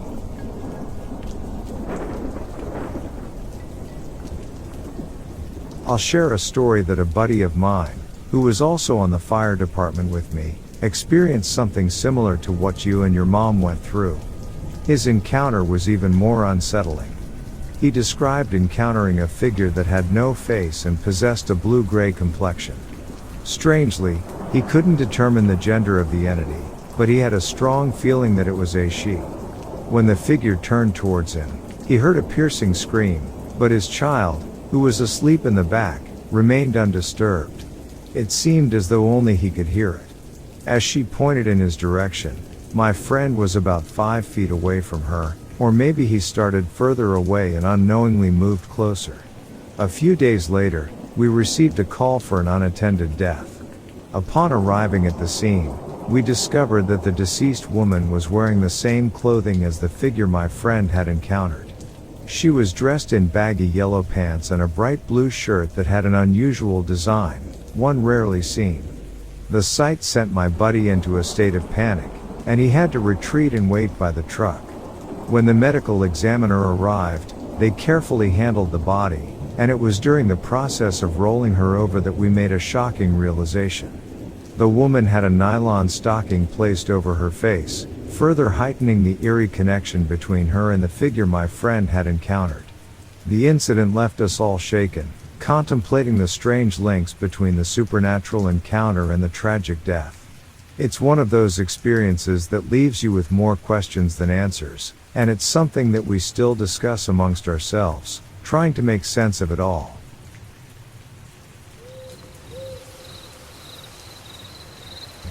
I grew up in East Texas on what was an old cotton plantation. Heck, the pine timber behind my house was terraced off down the hill from where the old cotton rows were once planted. Anyhow, I don't have time to go into all of the details, but trust me, there are things, maybe spirits, maybe not, that do things that we cannot explain. I lived in terror in that house for 5 years. Things got so bad that my mother had her log of events notarized and signed by the realtor and an attorney prior to putting the house on the market. Lights switching on and off, dark shadows crossing the halls, an old black man standing at the foot of the bed with hollow eyes just staring through you. Carpenters that refused to work in the house after hearing mumbling voices, balls of white and blue light bouncing off the walls in rooms where there was none. Absolutely no outside source from plane, light, etc. Deep breath. Okay, horrible smells that would move from room to room that smelled like death. It grabbed my dad, who refused to believe this mess up until that point. I could go on and on and on. The believers will nod their heads while the naysayers spew their beer laughing. It's all fun and games until something happens to you that you can't explain. Good luck to the naysayers.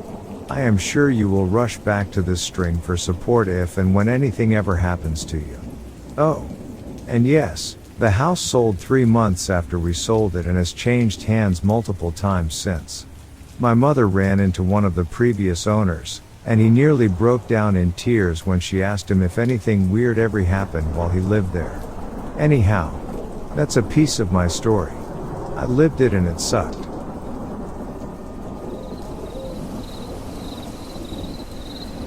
Me and my friend Cass decided to go on a drive about an hour ago because there was a spot I'd been looking at going to at night because it was secluded and a good spot to smoke in general.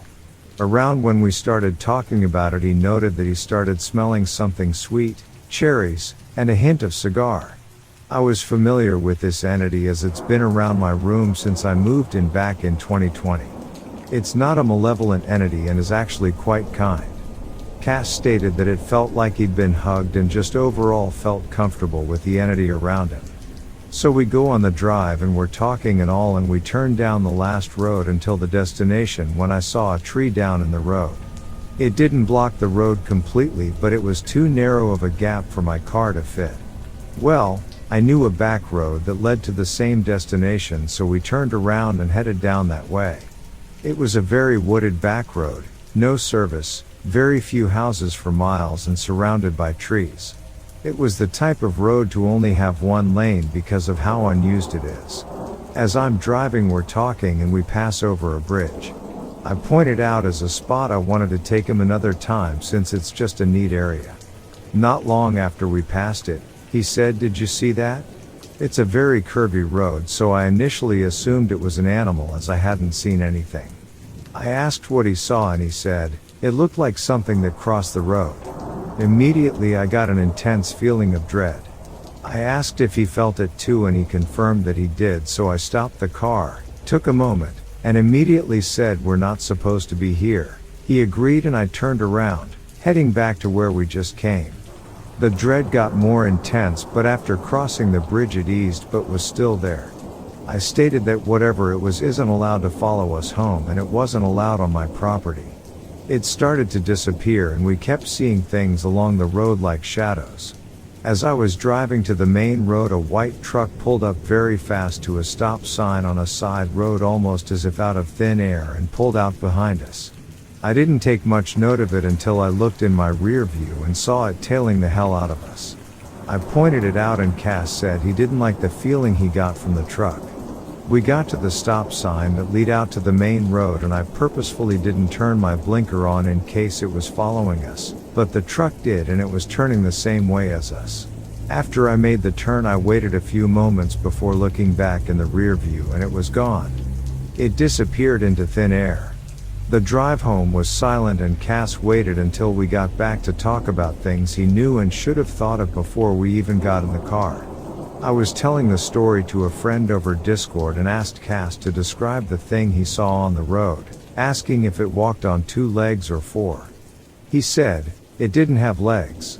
It was brown and looked like a head that just crossed the road." Asking him about it now, he said that it was tall. Taller than the doorframe of my closet, and he saw it from a distance, so he didn't know what its body looked like. I asked if it could have been a bat and he emphasized that it couldn't have been. During the drive home, we both noted that it felt like there was a hand on each of our shoulders. He pointed out that the log in the road could have been a sign, not to go, as well as the friendly entity that appeared in my room beforehand. I'm thinking it's a certain W-word entity. Names hold power and I will not refer to it by name. This happened in Alabama.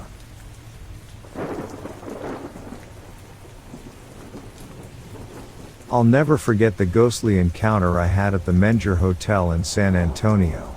It happened during a school trip back in high school, and little did I know, the hotel had a reputation for being haunted. I was about to discover this firsthand. 2 other girls and I were assigned to share a room. It seemed like a typical hotel room, nothing out of the ordinary. However, as we settled in, I noticed a hairbrush placed on the bed near the foot end but away from the edge. It was a strange position, but I didn't think much of it at first. As I sat on the bed, engrossed in conversation with my friends, something unbelievable occurred. Out of nowhere, the hairbrush flew off the bed, landing on the floor.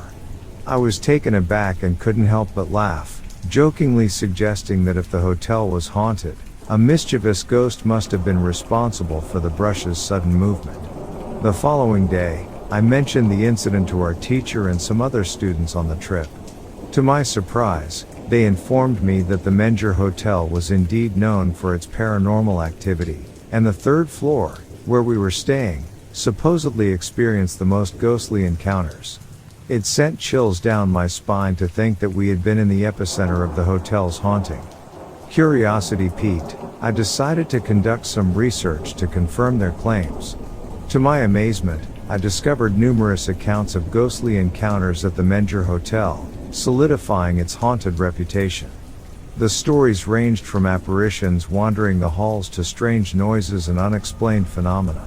It was a revelation that left me both fascinated and slightly unnerved. As I gazed out of our room window, which provided a view of the historic Alamo, I couldn't help but wonder if the spirits of the past still roamed these corridors. The experience at the Menger Hotel taught me to approach the unknown with an open mind. Sometimes, the most unexpected encounters can occur in the most unlikely places. From that day forward, I developed a deep interest in the supernatural and the stories of haunted locations, always keeping an open ear to tales of the unexplained. Though my stay at the Menger Hotel was brief, the memory of that ghostly encounter remains etched in my mind, a reminder that there are mysteries beyond our understanding, waiting to be discovered, even in the most historic and renowned establishments.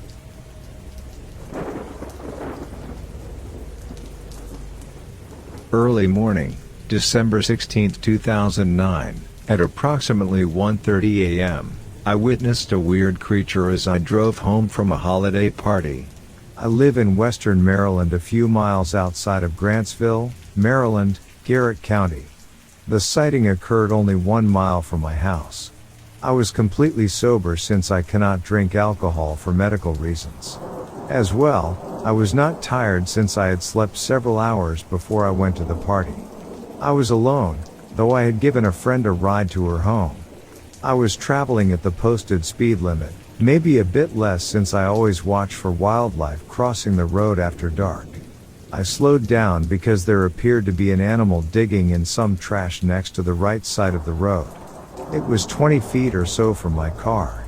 I slowed down to get a better look and noticed that the creature was too tall, upright, and bulky to be any animal that I have ever seen locally. I'd say about 4 feet tall and about 80 pounds. It was dark gray in color with long straight, coarse hair. Then it turned and stared at me with its large eyes set forward on its face that appeared bright red in the headlight. The paws were very unusual, almost like human hands with long fingers. It acted surprised that I was there but remained motionless, staring back at me. The face was shaped a lot like a large rat but had a flat face. I didn't notice a tail. After several seconds it crouched down on all fours and scampered off in a long gait toward the woods nearby. I decided not to chase after it since I had a bad feeling about this thing. I told a police officer friend who told me that there was a similar sighting the winter before after a homeowner witnessed it feeding on a deer in their backyard. He said that I should file a report with state wildlife officials, but I wanted to see if anyone could suggest an identity of the creature before I file the report.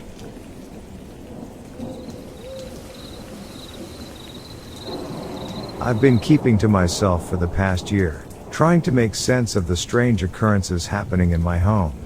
It all started with the bathroom lights turning on and off sporadically, without any explanation.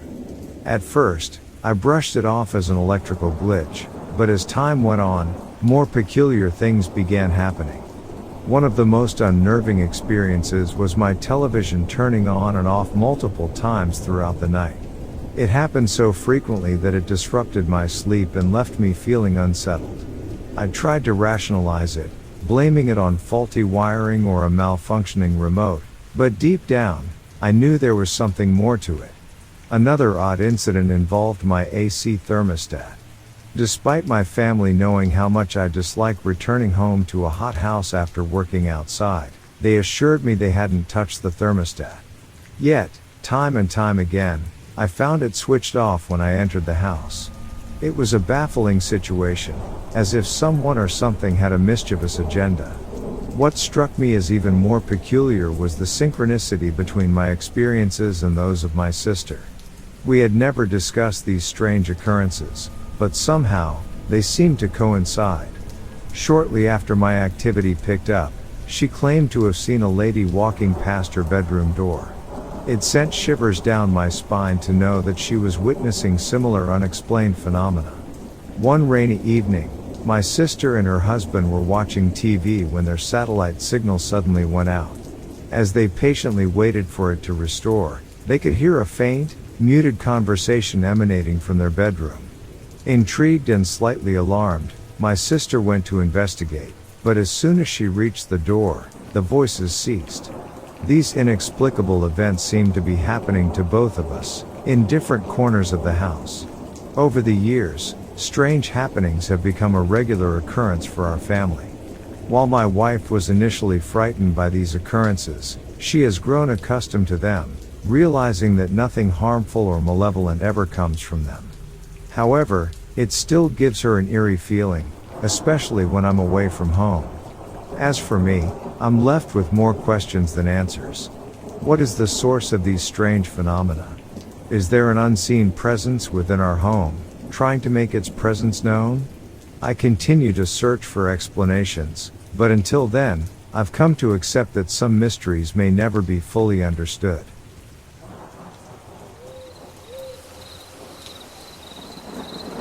The encounter occurred on July 6, 2005, at about 11:30 p.m. I had a long day in San Diego, then afterward went to the beach at Del Mar, California for some surf fishing.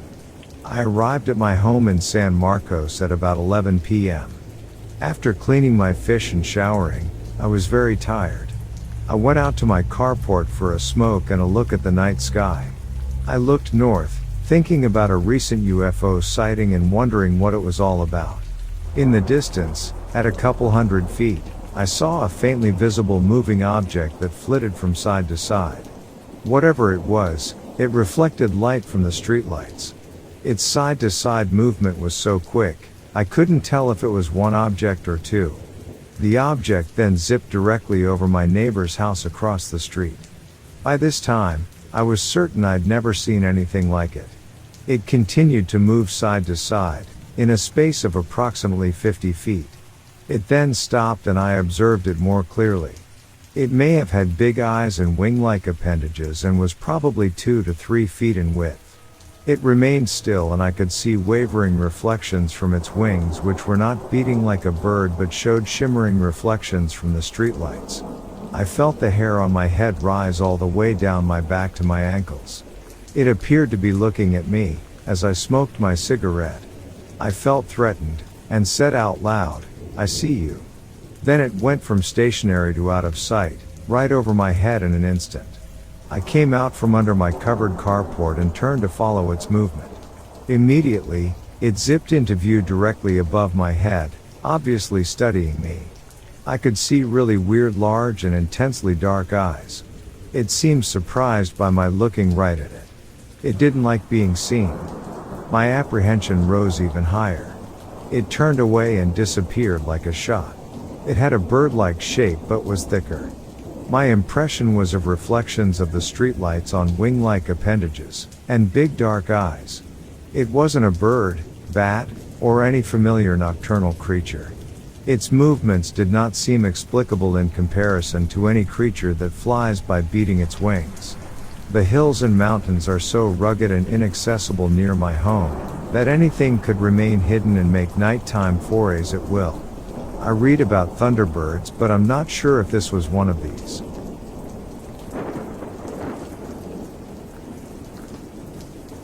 I remember back in high school, my religion teacher shared some jaw-dropping stories with us.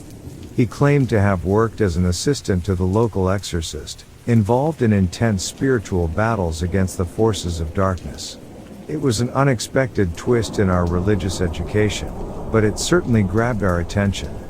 He recounted encounters where he had direct conversations with the devil himself.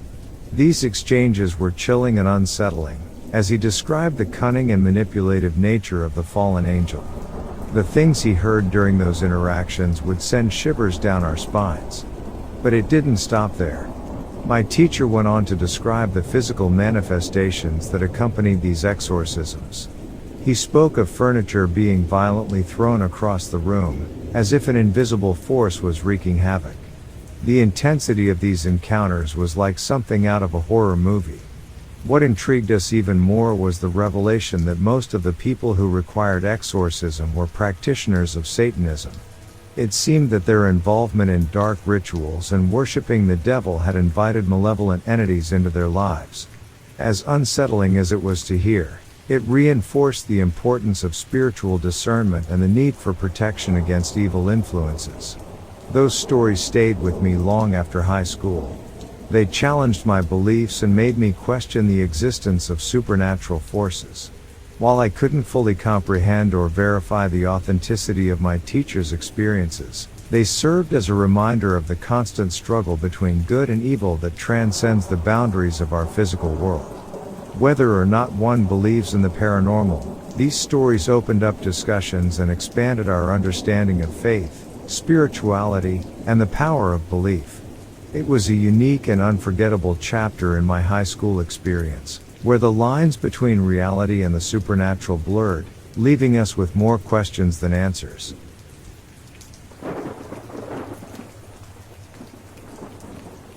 This happened 9 years ago in the early spring when I was 15 years old, spring 2014.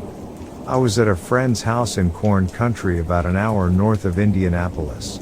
Nowadays I am very familiar with the paranormal/unexplained, having multiple shared experiences with friends, but at the time I was a major skeptic. I didn't fully process what we saw until years later. I came over to my friend's house to hang out like any other time. I brought my pellet gun, he had one as well, so we could shoot some moles on his farm property. After a while, his brother joined us and we eventually got bored of looking for moles. There was a patch of woods about the size of 2 football fields a little over a mile away, completely surrounded by empty cornfields with no access points from the nearby road. The 3 of us decided to walk out there because why not? We were bored kids looking for fun. We put on some boots and headed out with our pellet guns. The walk wasn't super far, but it took us a while to reach the woods because all the spring rain from earlier in the week made the empty field a big mud pit. So muddy your foot disappears with each step. Then right as we walked through the brush surrounding the edge of the woods we saw it. The best way I can describe this thing is it was a raccoon that was built like a Great Dane. We had seen coyotes and wolves before and this was not that. It 100% looked like the biggest raccoon we had ever seen. We could tell we caught it off guard because it was just standing there on all fours grooming itself, and then it immediately locked eyes with us when one of us pointed at it and said, "Look at that thing." There were a couple of seconds where we just looked at it as it looked back at us before it quickly turned around and scaled a 60-foot tree. We lost sight of it in the canopy. We then looked at each other and were like, WTF was that? We talked about how the way it climbed the tree was what freaked us out the most. It only took a few strides up the tree using its front 2 paws to grab a spot on the tree to lift and launch itself up the tree. The arms were freakishly long and lanky looking when it climbed. It honestly looked somewhat human in the way it articulated its arms as it climbed. Like its elbows jutted out to the sides as it pulled itself up. We talked about how freaky that was some more and decided to keep looking around because even though we were spooked, it was intriguing and we wanted to see if there was any other freaky stuff around. There definitely was. The woods were littered with easily over 100 animal carcasses/bone piles. Most of them were cows, raccoons, and opossums. There was one spot, maybe 25 by 25 feet, that had at least a dozen cow carcasses ranging from just the bone left to one that looked less than a week old. They were definitely being eaten by something with huge chunks of flesh missing. I know cows get loose all the time, but damn if this didn't look like a feeding spot. My theory is this thing was stealing cows from local farms for food. There are a couple within 5 miles. We also found a man-made small pond near the middle of the woods, which couldn't have been more than 6 feet wide. A shovel and plastic bucket was sitting next to it. Once we found that, we're pretty freaked out again and decided we better head back because we had less than 2 hours of daylight left and there was a lot of thick, deep mud to slowly walk through to get back. That's pretty much it. At the time it freaked me out a bit, but looking back now, knowing what skinwalkers are, I'm just happy we came back completely unscathed. Unfortunately, I don't hang out with those guys anymore, and I tried to go back with some different friends somewhat recently only to see that the woods had been cleared out and there was nothing there. I thought I was tripping out, but I looked on Google Earth and I could see in its place was dirt and log piles. Probably an omen to not chase this thing.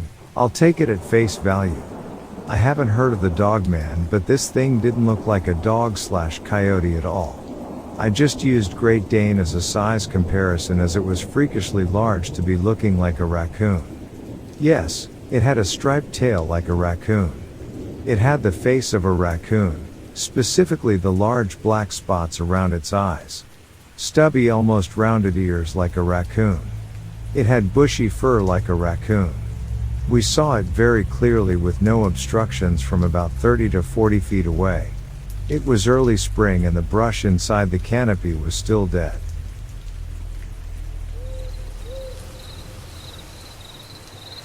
I used to hunt in Leon County at my family's old homestead that has been around since the late 1800s.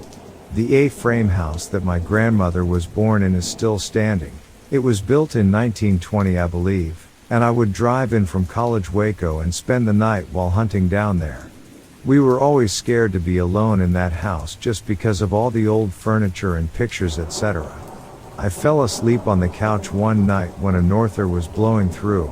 I remember awaking briefly thinking it had gotten cold but fell right back to sleep. In the morning, when I woke up, I had an old quilt draped over me. This was not a quilt that would have just been draped over the couch. In fact, my mother confirmed later that she had that quilt put up in a closet. It sounds crazy, but I have no other explanation. I had no recollection of ever getting up. I'm a believer in guardian angels, and that is all I can sum this experience up to. Needless to say, it was several years before I stomached up the nerve to sleep alone in that house again.